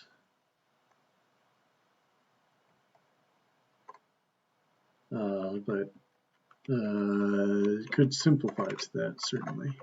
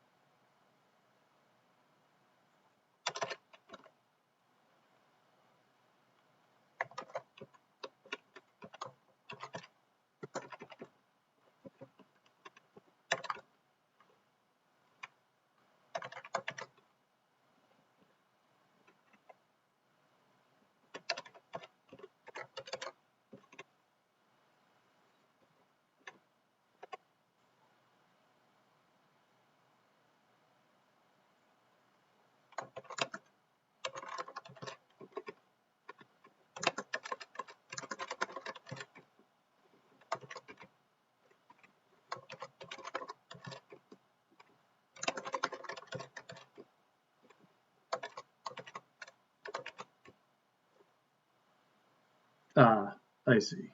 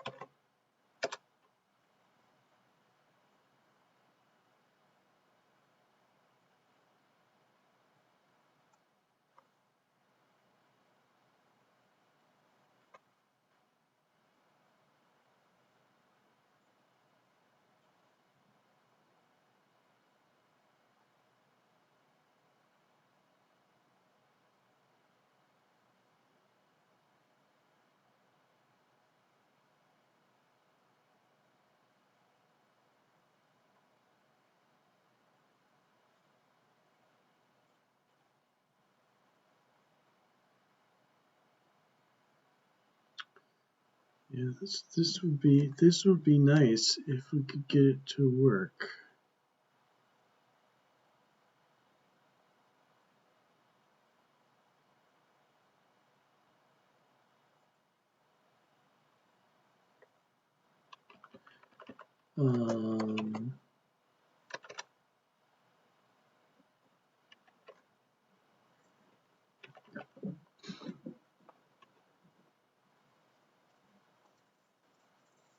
So it can't be recursive. I'm wondering whether I actually need to store them in order to be able to prove the recursion terminates.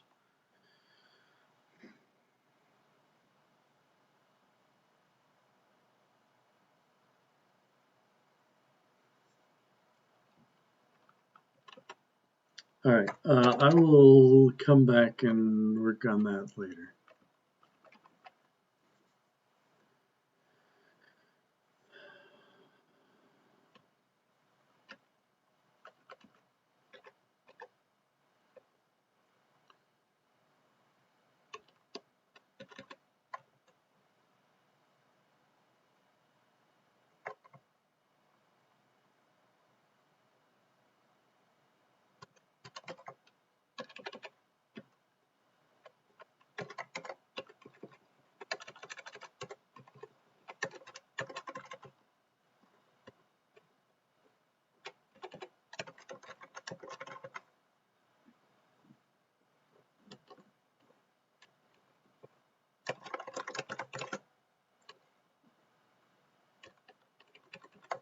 I guess we have to keep our maybe here.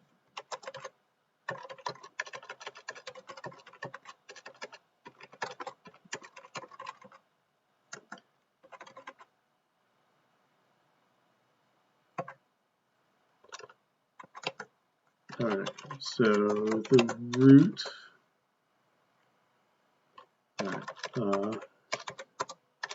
human is human.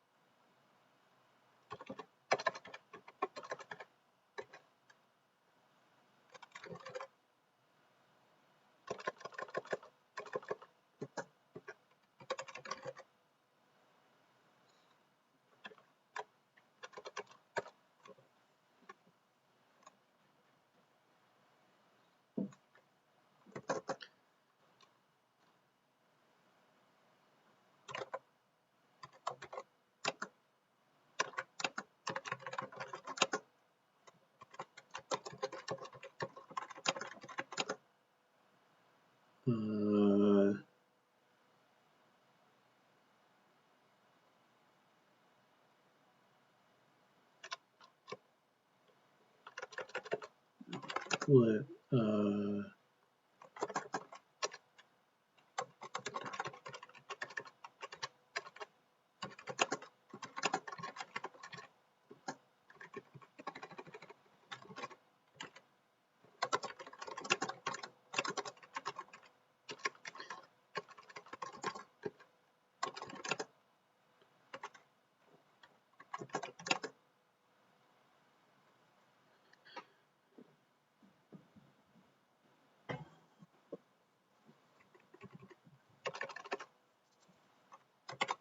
so this should be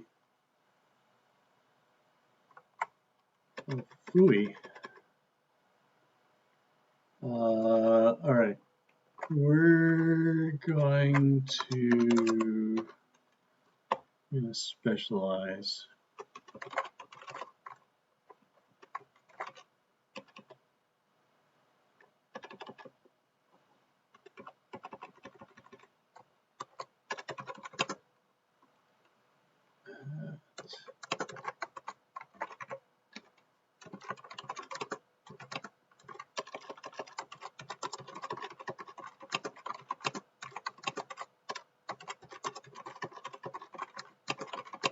All right, so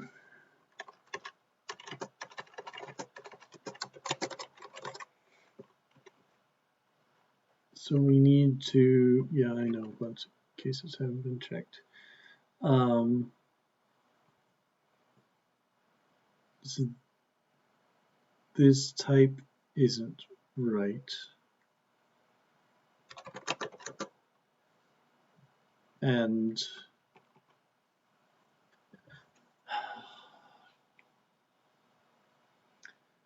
I wish I'd come up with a better way of handling this. So it feels like map lift M2 is the right solution.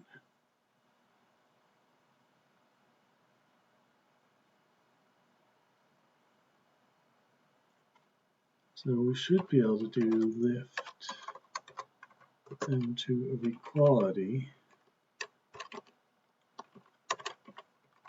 So for those.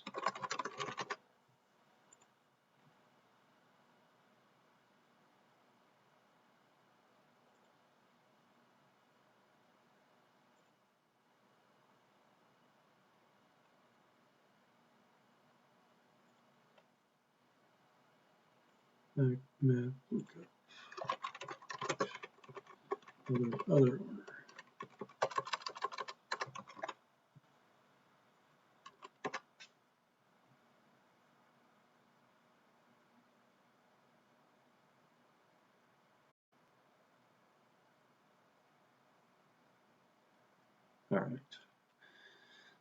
All right. Great. So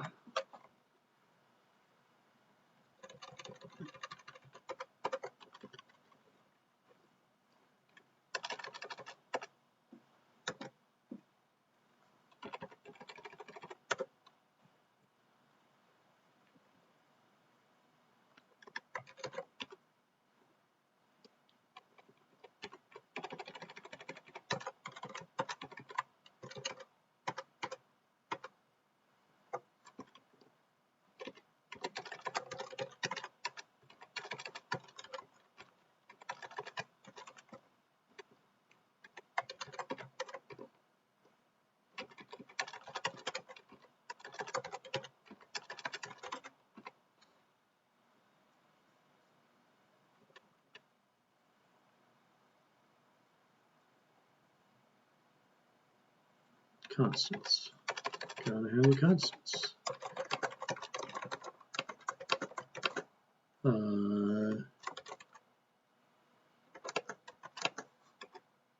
Constant.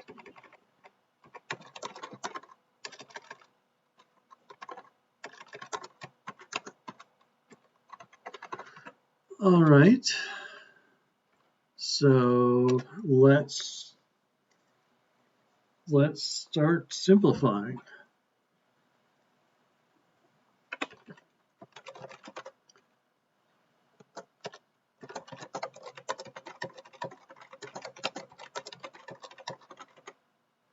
Oops, monkey expert G.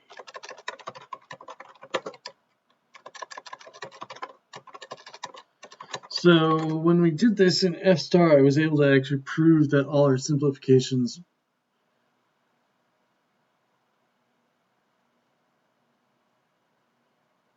preserved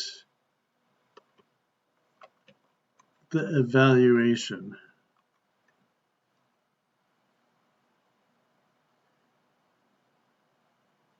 Which I think I would have to do as a proof in liquid Haskell. Because we couldn't just inline the evaluation function because it would be recursive.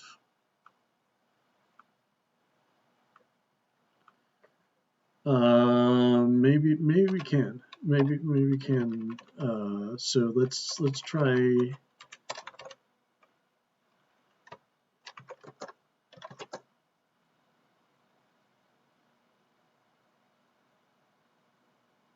No.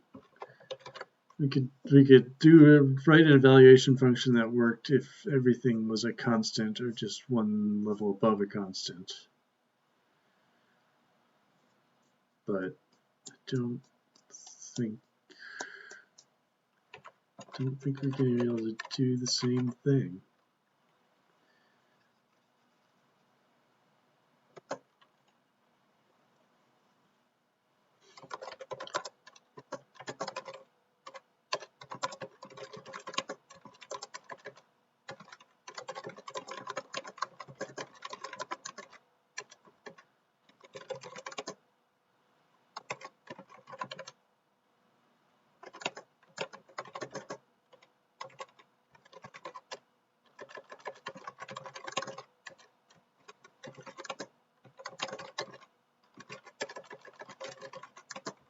Okay, those are all the easy cases.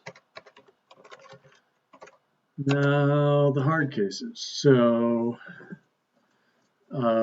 we can do constant folding.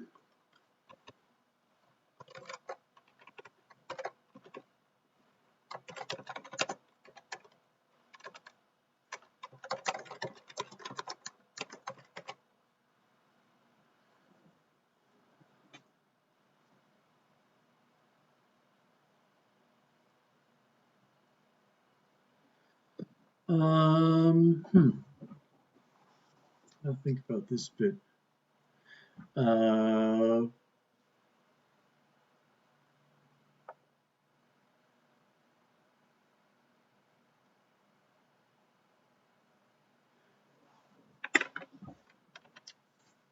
let's do this a little differently. Okay, so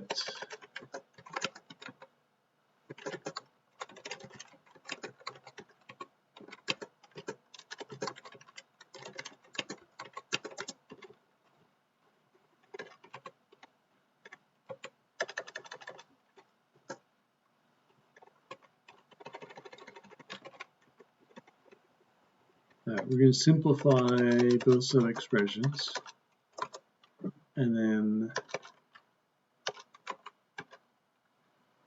look at what we got. So if it's a constant,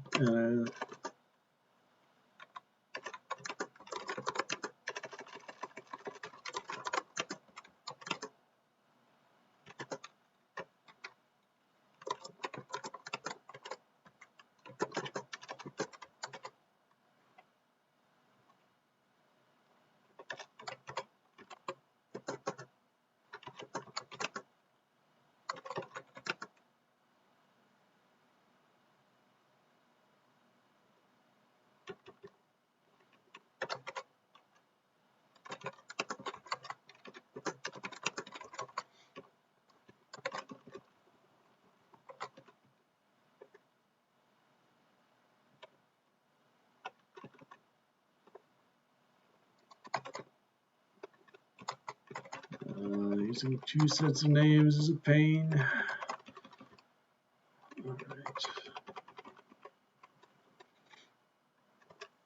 All right. So the other possibilities are that it's a one of the sides is human or a product of a human, or another operation.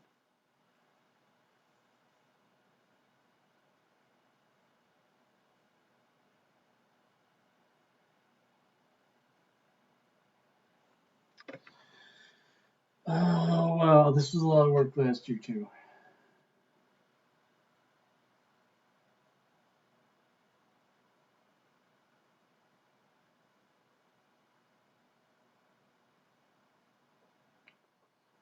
All right, so humans only used once.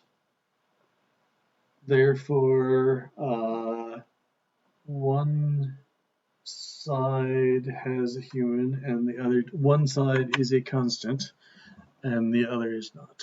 Unfortunately, can't tell which one, I think.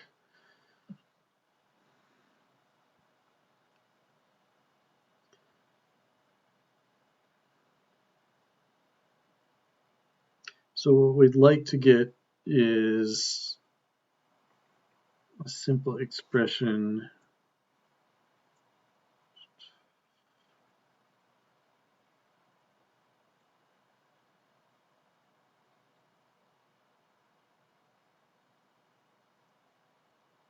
so multiplication we can distribute over addition. Division we can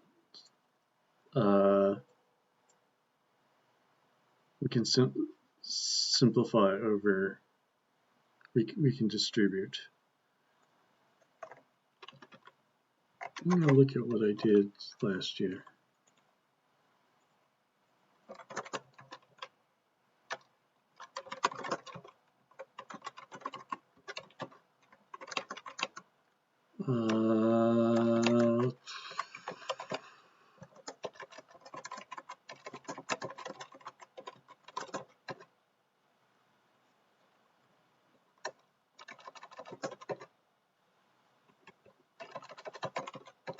Oops.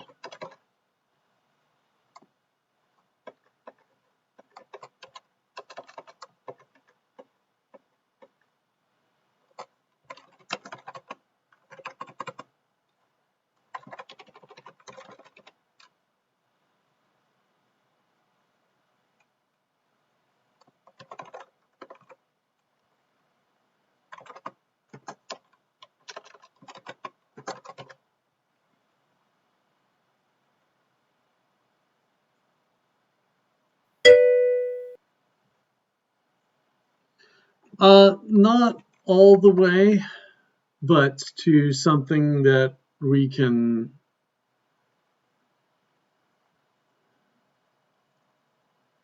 all the way would be good.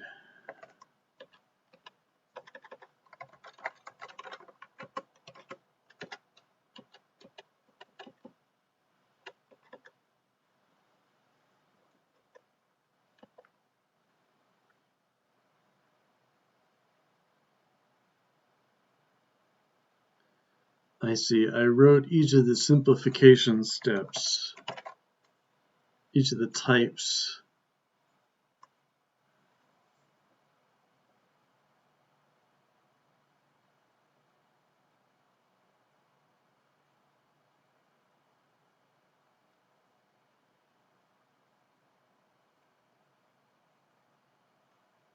Yeah, I wrote that sort of as a series of phases, and when we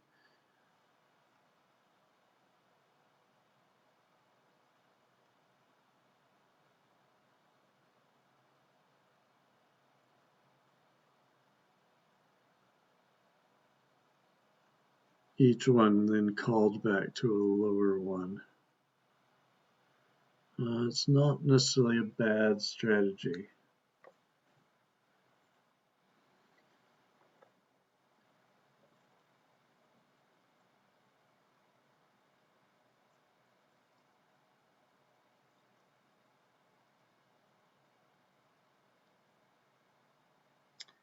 It might, I think it's not called for in this one though, because what we really want is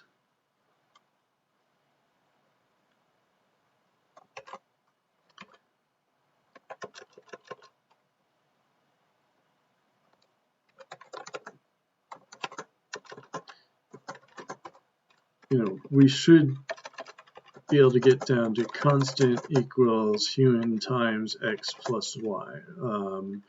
Maybe human times x divided by z plus y.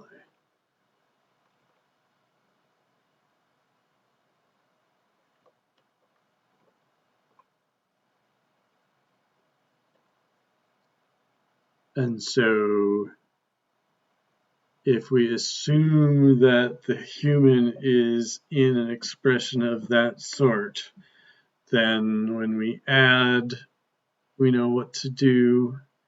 When we subtract, we know what to do. When we multiply or divide, we know what to do. And so let's change our human. So our human has a triple of ints. And so they are numerator, denominator, and I don't want to use constant.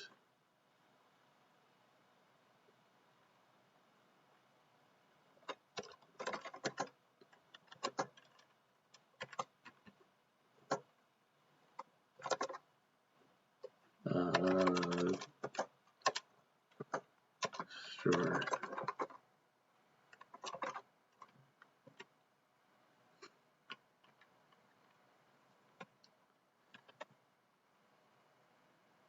So the human is going to be a human 110.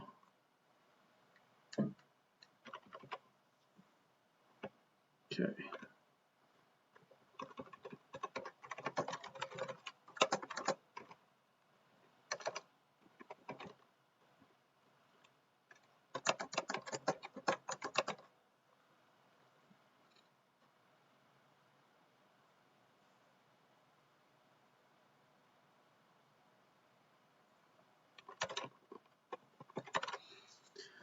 All right, a constant simplifies itself. Equality, we simplify both sides. So add, we either have constants on both sides or a human on one side.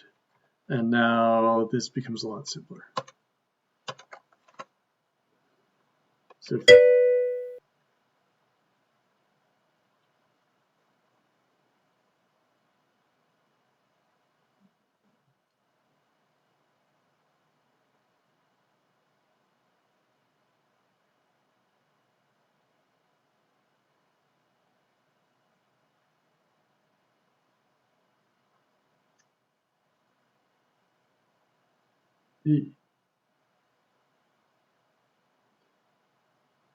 yeah, so I'm treating the human as a polynomial of degree 1. And so whenever we do a constant operation to him, we just change the coefficients.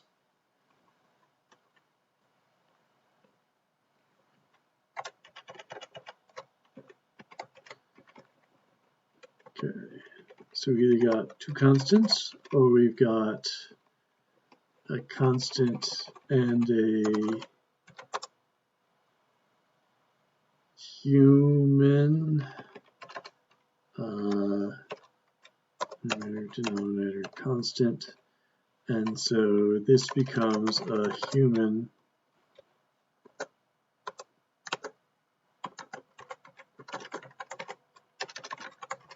so if we add to a term of ax plus b, then it's ax plus b plus c.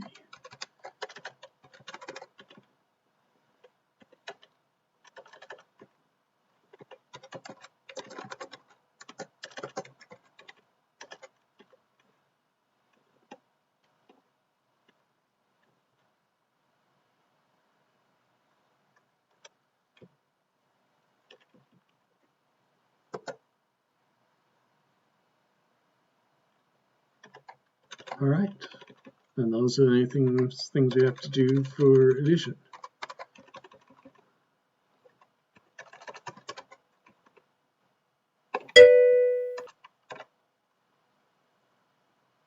Constant b, yes, thank you.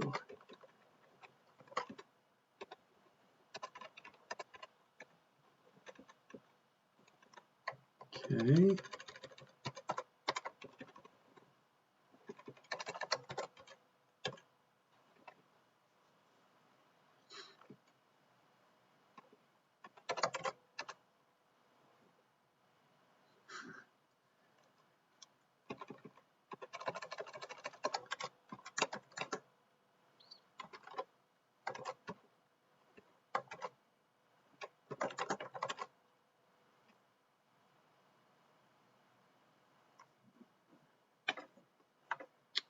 Oh, but okay, so the problem with this is we're not rounding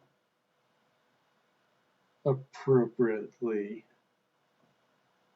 But Nerf, you said in your solution, yeah, the human's always on the left side, and yeah, it was always a multiple. All right, so we could check for this and like throw an error value, but I'm just gonna assume that it works.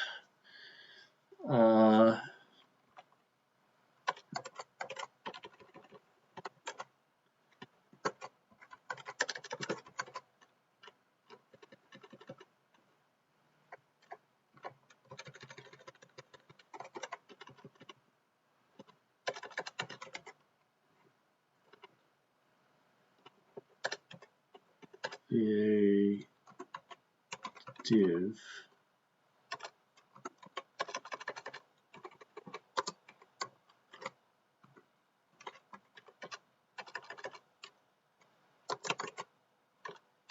okay, so we think this can't happen. It would be horribly gross to deal with. No, it's not. Thank you. So this case is correct. This case is wrong. So human is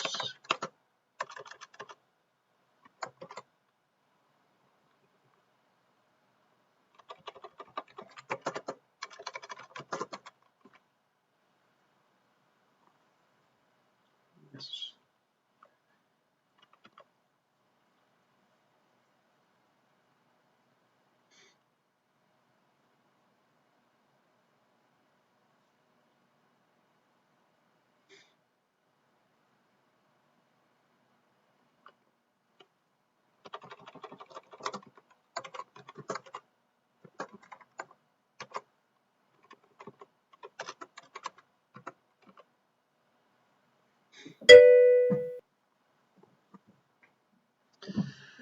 Yeah, unfortunately, I don't have a throw. I could make one, and then I have a horrible time passing it through. So, liquid Haskell will barf on this function, which is unfortunate. Because I was hoping we could ask it to ensure that we only returned constants and humans and equality. And then look at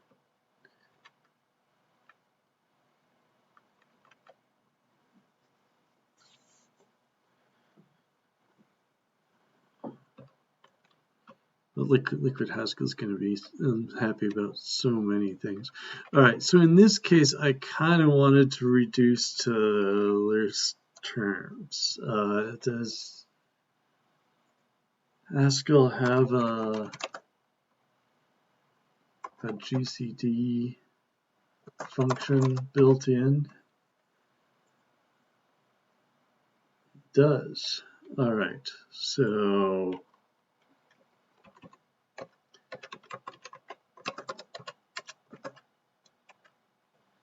okay.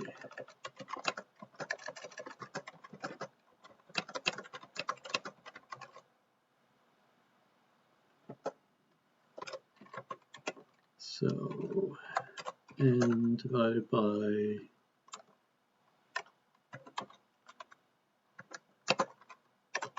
g.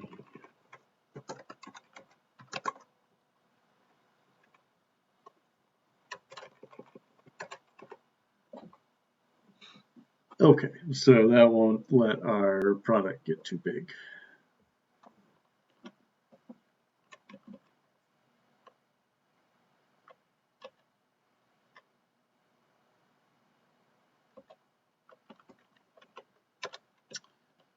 All right, and let's solve it.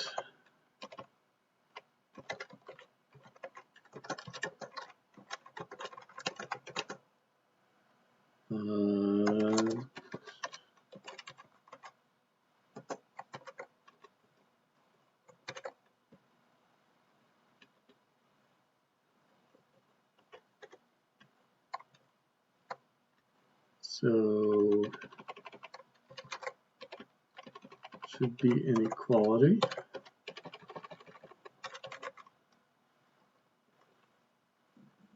All right. So if the human is on the left, then we're gonna switch it to the right.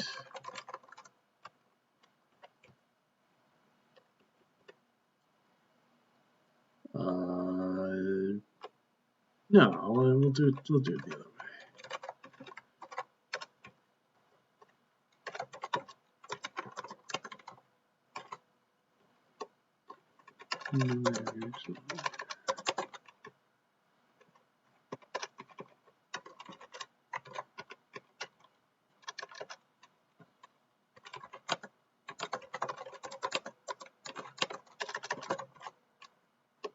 Use D twice, that's no good. Very bad.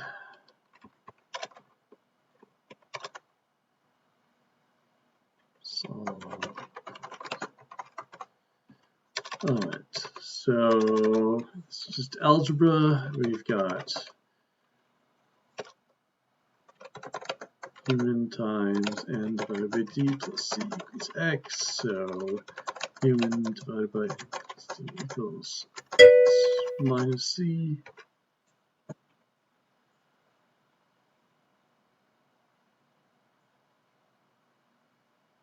Equal.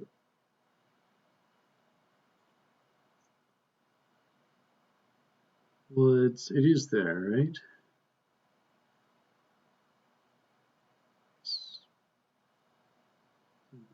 Well, I'm not seeing the problem.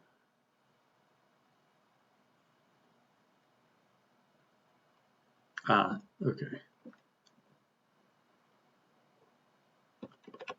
Yes. Yes, you're right. Thank you. I want the constant on the right.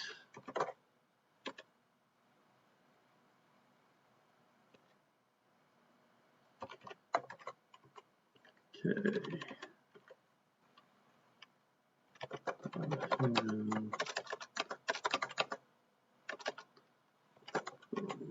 X minus c times d divided by n.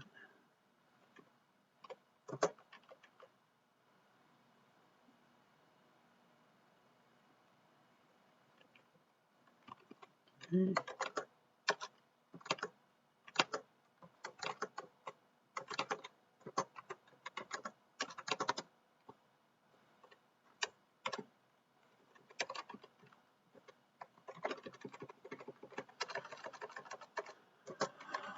All right. So I think we're just gonna have to. Liquid Haskell's gonna hate all of these because we can't prove that any terminate. We can't prove that all our cases are correct.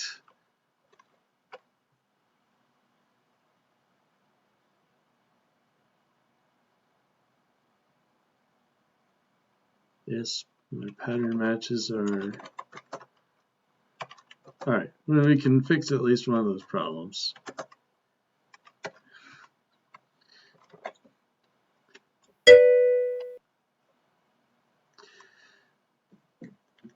Yeah, I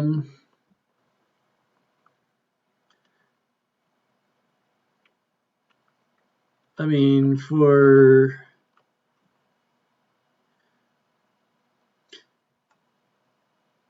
so you could prove that while you're constructing the tree, that the human is never on the left, right? So you can have the type of expressions without a human, I think.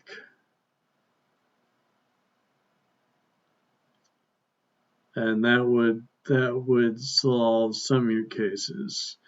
For simplify, I really wanted to make it look like, I'm just going to write this out because I don't have all the formats, but something like, simplify of x is either, human or equality or constant, right? And which is trivially true. The hard part is printed, and so that would not be quite good enough because equality. So you might want to break equality out to its own type. So yeah, you would have to chop it into little bits. Yeah, termination error. All right, so.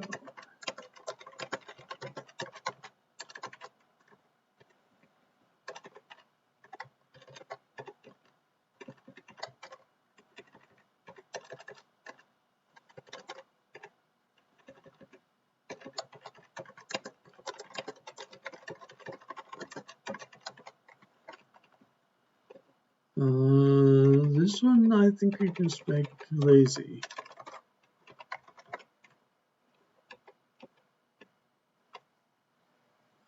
So.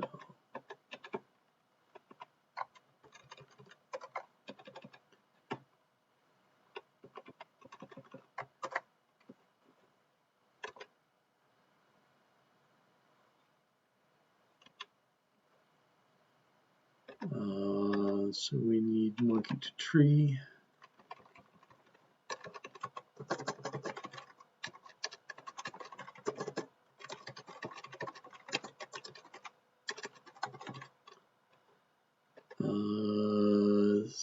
Starting with root.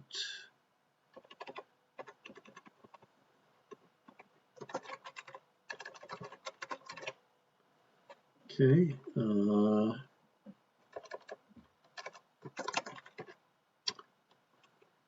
Guess we might as well go to the next step too, which is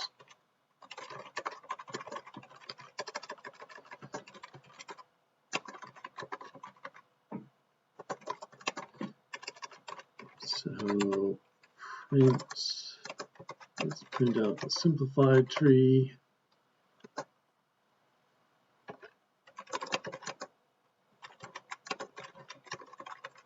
And select. All right. So what hasn't the compiler? Oops. What hasn't the compiler been telling me about?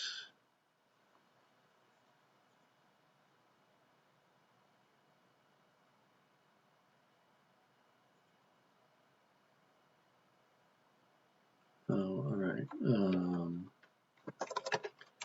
If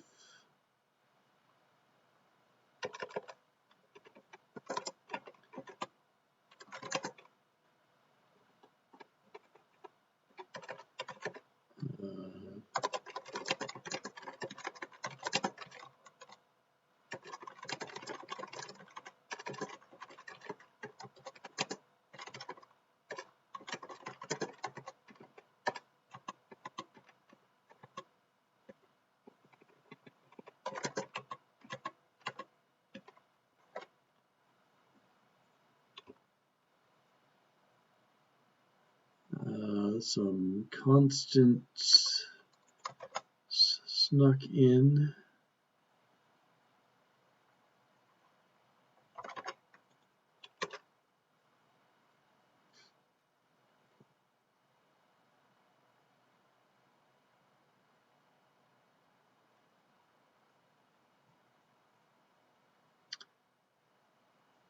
All right, let's try it out on the example.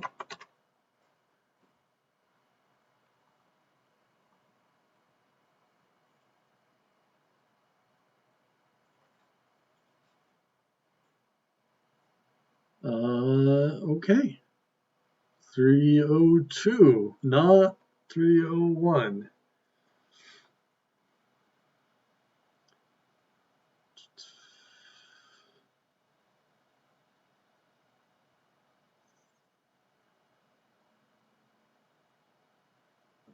Okay, but 302 divided by 2 is 151.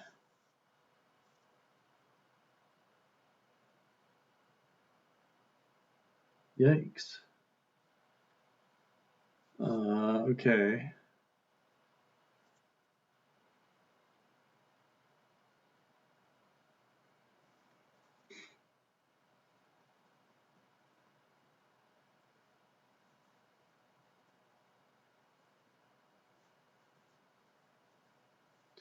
Yeah, so I'm wondering if it's rounding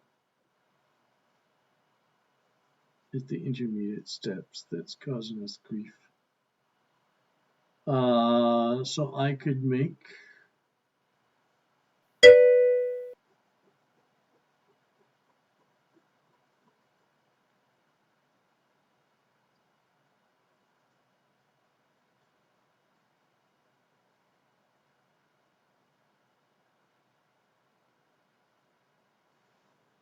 plus 2.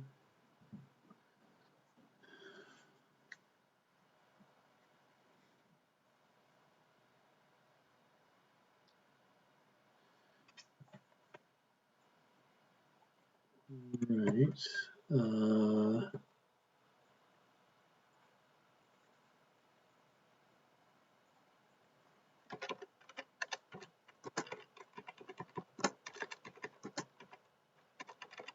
So I got,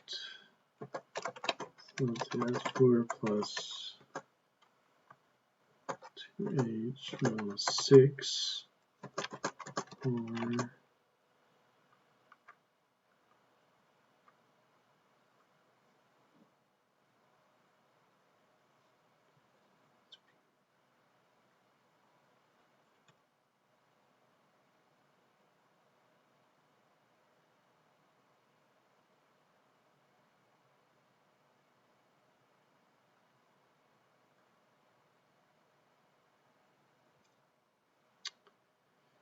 well, I was wondering if I needed to keep the constant as a fraction to avoid this. So this is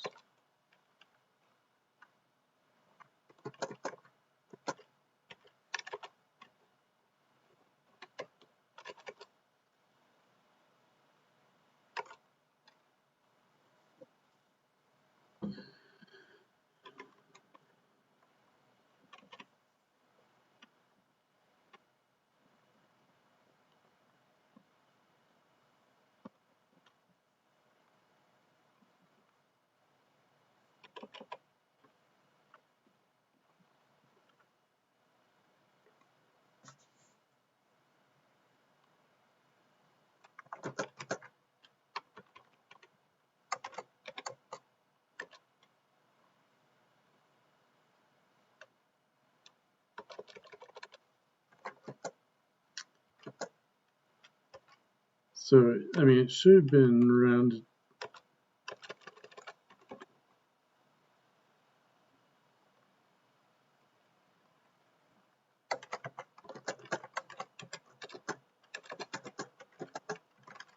Is that right?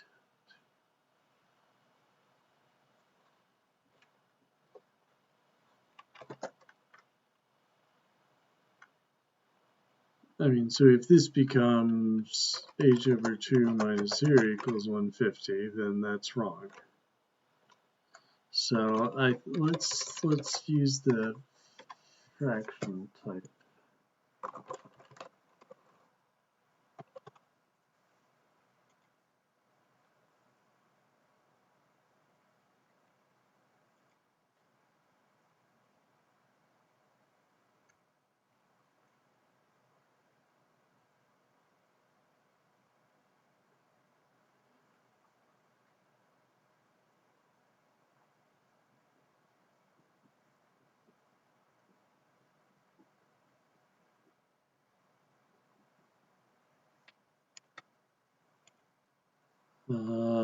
Okay, so fractional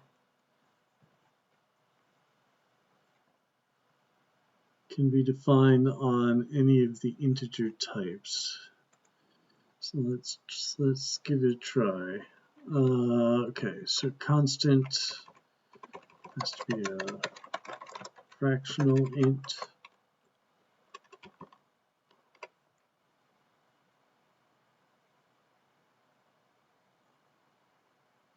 Constraint. I badly misunderstood something here.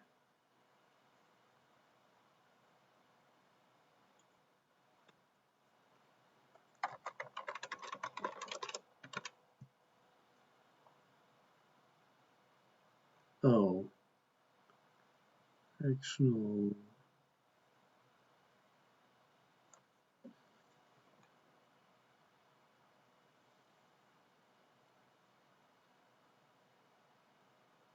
Ratio. That is the type. So fractional is the type class. Rational. Okay.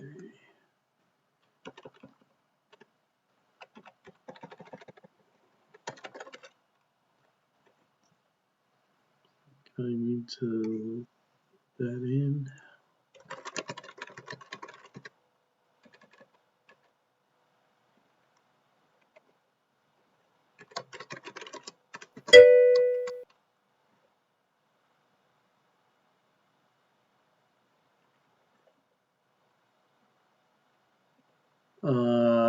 that's what I'm going to do here. I'm going to just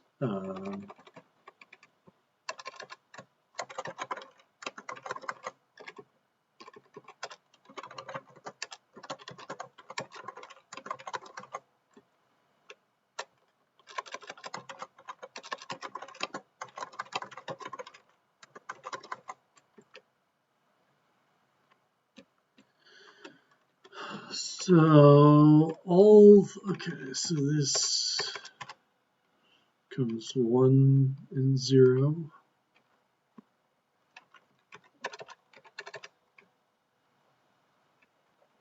Okay, so human, okay, so human,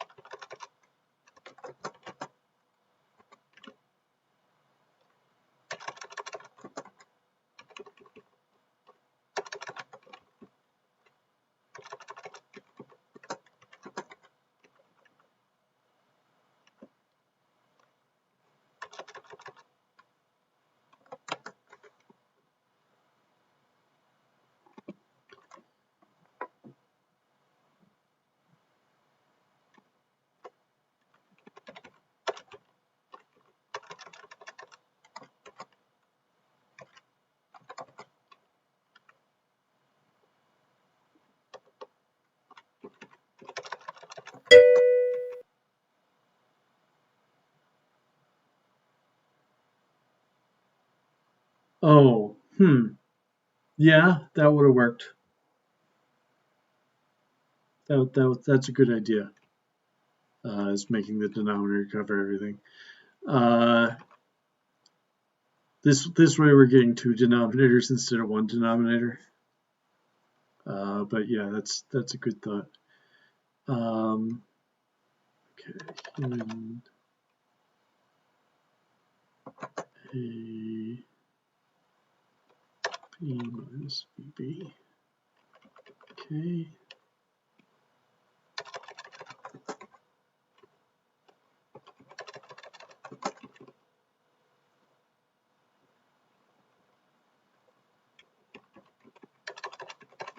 A times A. Okay, what I'm worried about though is that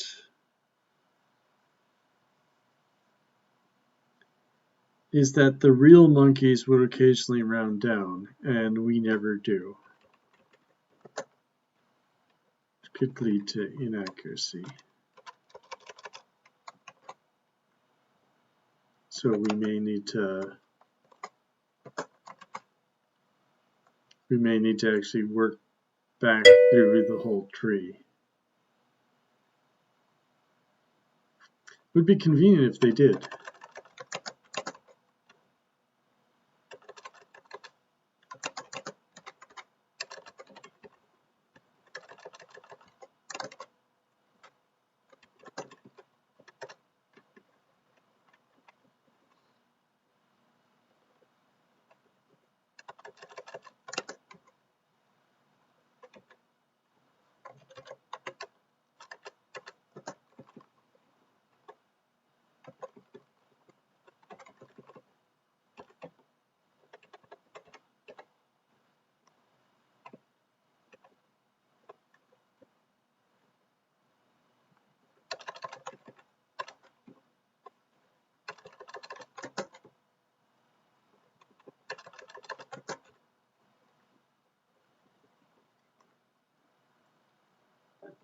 Equals x minus c, x minus b divided by a.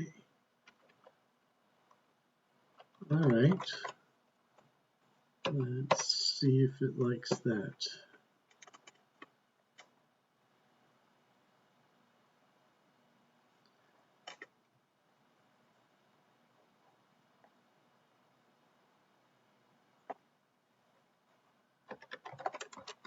Alright, didn't like any of the conversions. Let me take a look at ratio.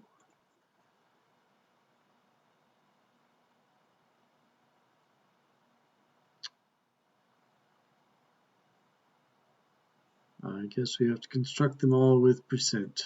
Okay.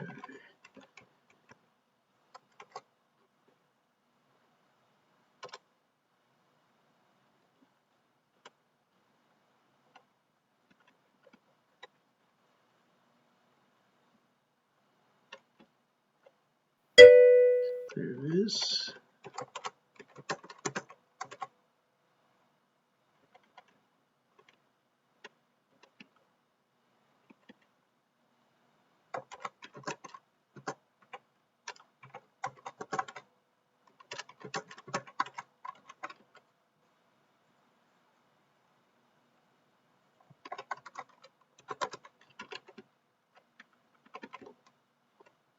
Spare denominator got left in there. C.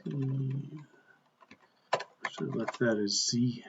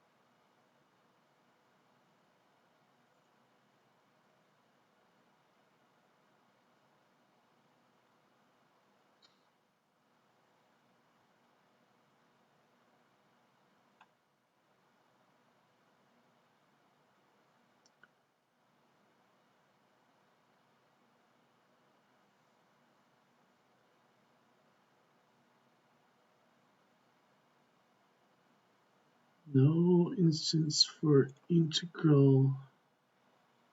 For div was only defined.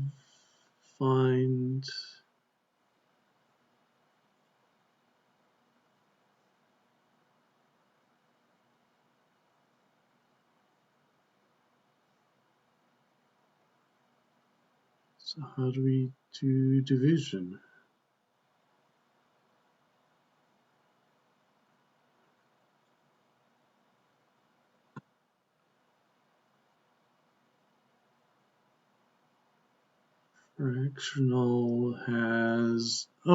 Fractional has division. Okay.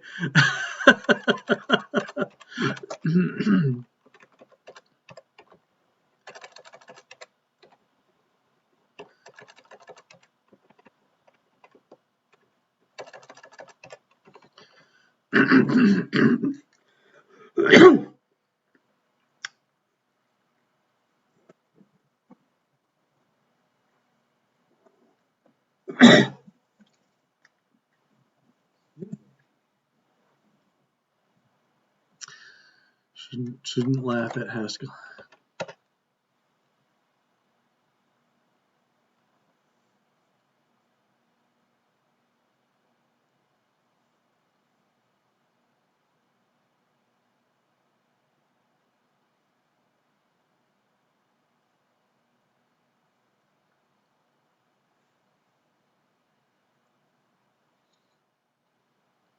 Okay, that looks pretty good.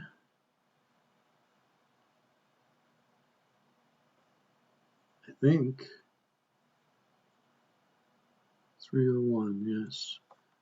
What are these warnings?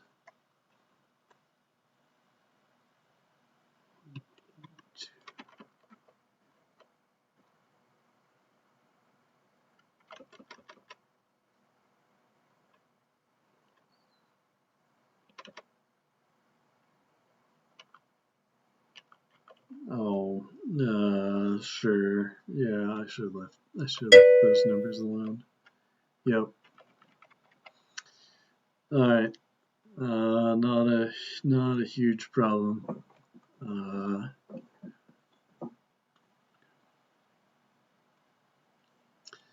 All right, let's try it on the real old data.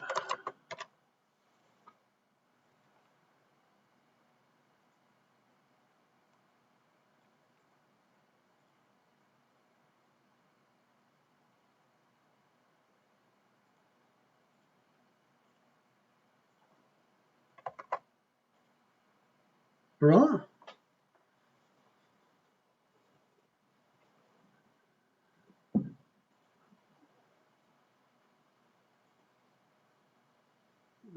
Respectable for as horrible as I made my part 1 solution. Yeah, so wow, it would be really nice to prove this. Well, first convince Liquid Haskell it was okay, and then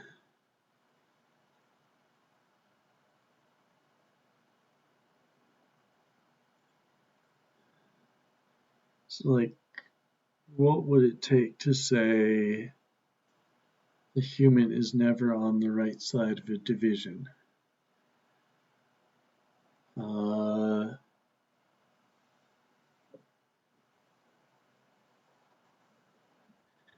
Yeah, that would be more robust against rounding, I think, is to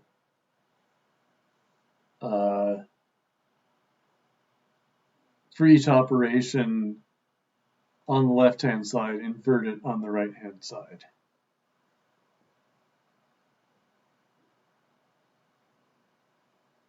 Yeah, I thought about that's yeah.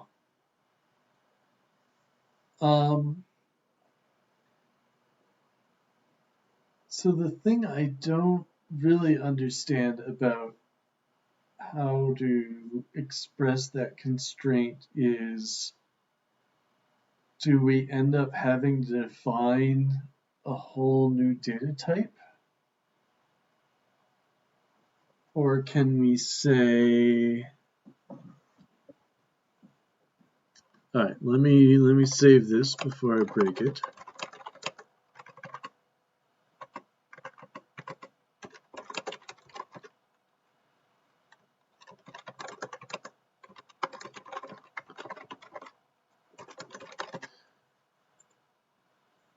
So if I wanted to say right is a humanless expert tree,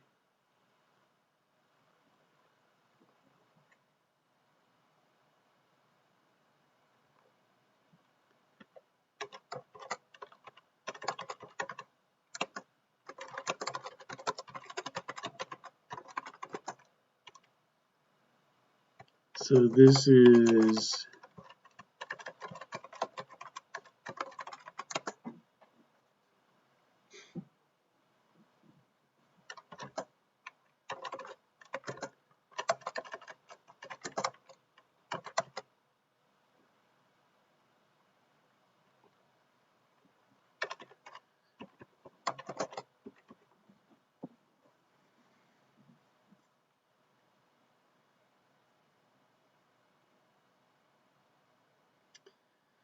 I'm making the same mistake again.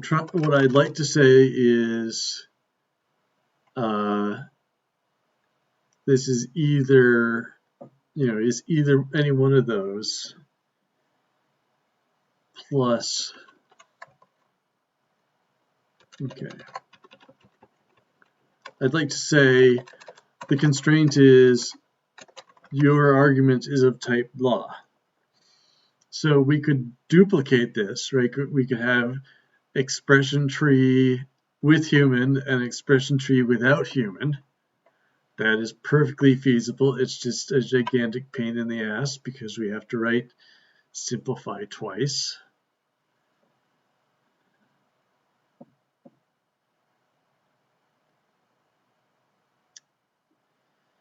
We could have measures, right? So we could imagine doing something like num humans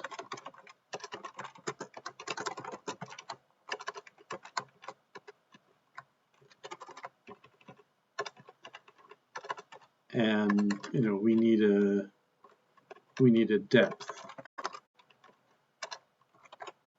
Right, so the depth would let us do recursion, and the num humans would help us guarantee that the number of humans in a subtree was 0.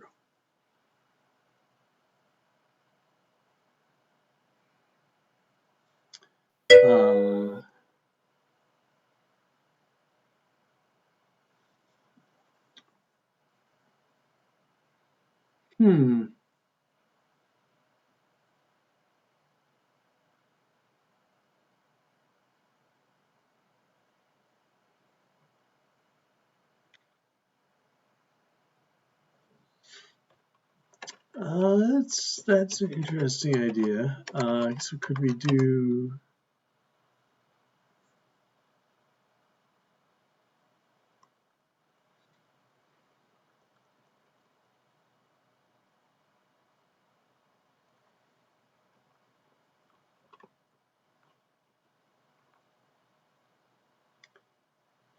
So the thing I tried before, I'm not sure how to do that. The thing I tried before and doesn't work is sort of give a type parameter here, right? Of I'm gonna copy and paste this.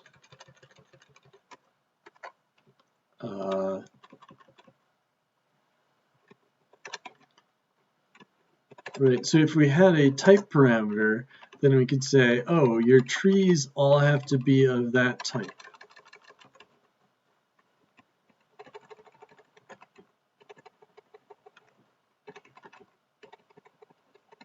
Right. So if your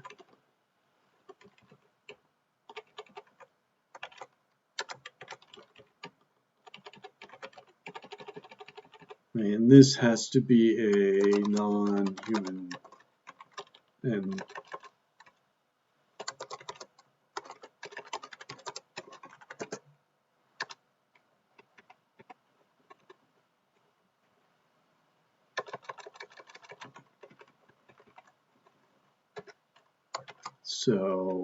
so the type non-human tree equals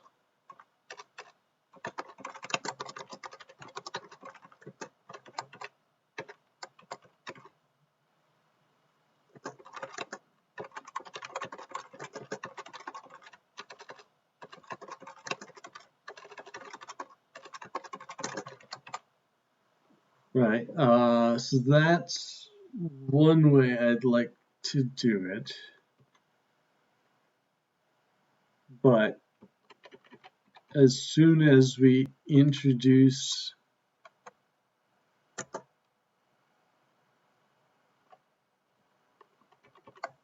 a type here, then so we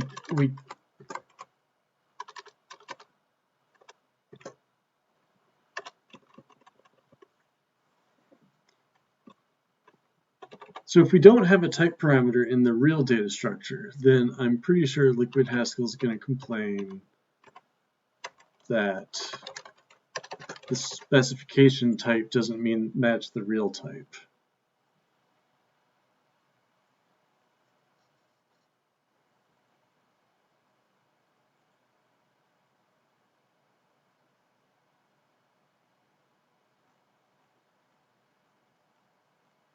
It didn't.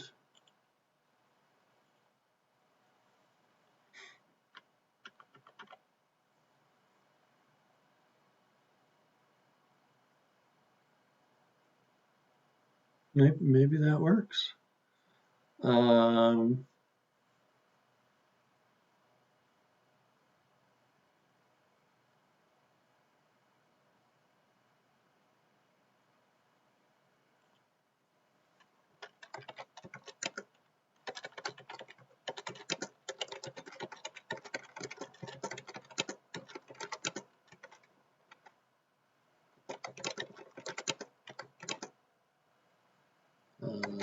Maybe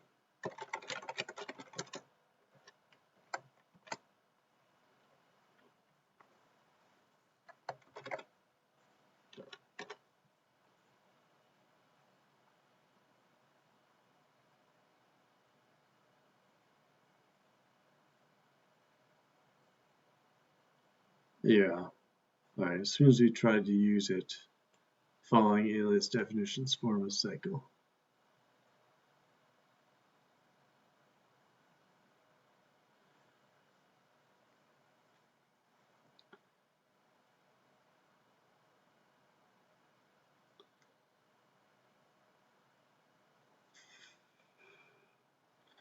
So yeah, could we go the other direction and say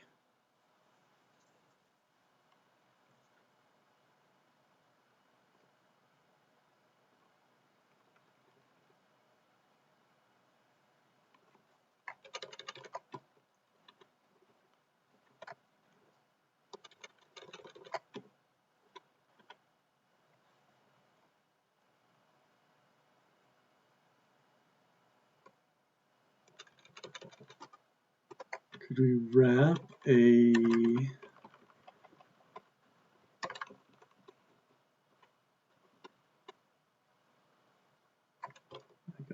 I got this in GitHub anyway.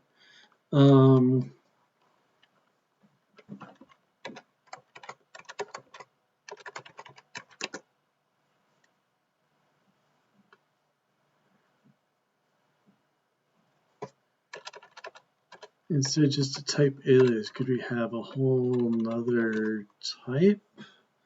But then if we put the type on the left-hand side, then we can't use it as a type variable. Maybe we could create a type class. I have no idea how Liquid Haskell interfaces with type classes, and I don't know how to use normal Haskell type classes all that well. So, all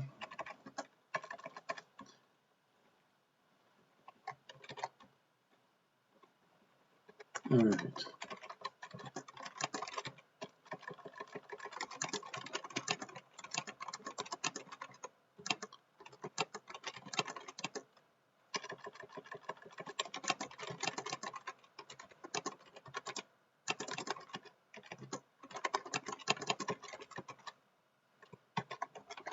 That might be a good one to ask the Liquid Haskell Slack. There might be something obvious that I'm overlooking. I suspect the right answer is to use the measures.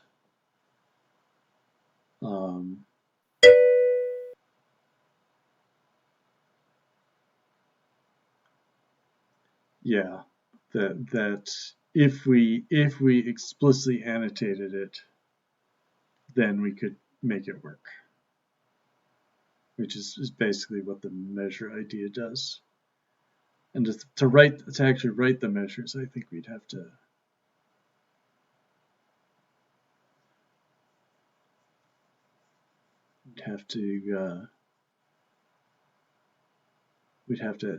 put the data in the tree itself. So I think that would work. And once we did that, then we'd be able to prove that these were correct. We could do the same thing with equality, right? We could say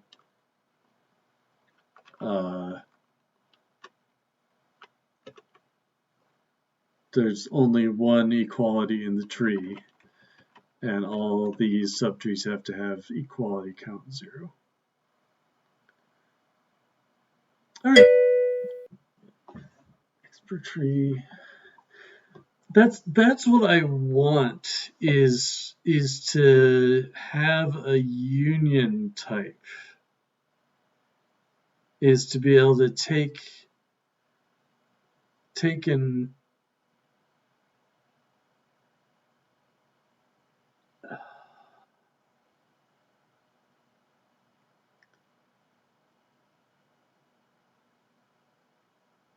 is to mash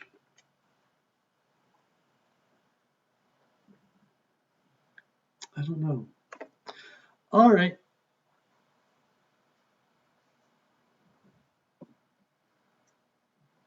Well, thanks for hanging out with me. We'll be back tomorrow night. If you're anywhere around the Midwest, stay safe with this massive storm we've got coming in. We're canceling all our travel plans for the next couple days. Good night.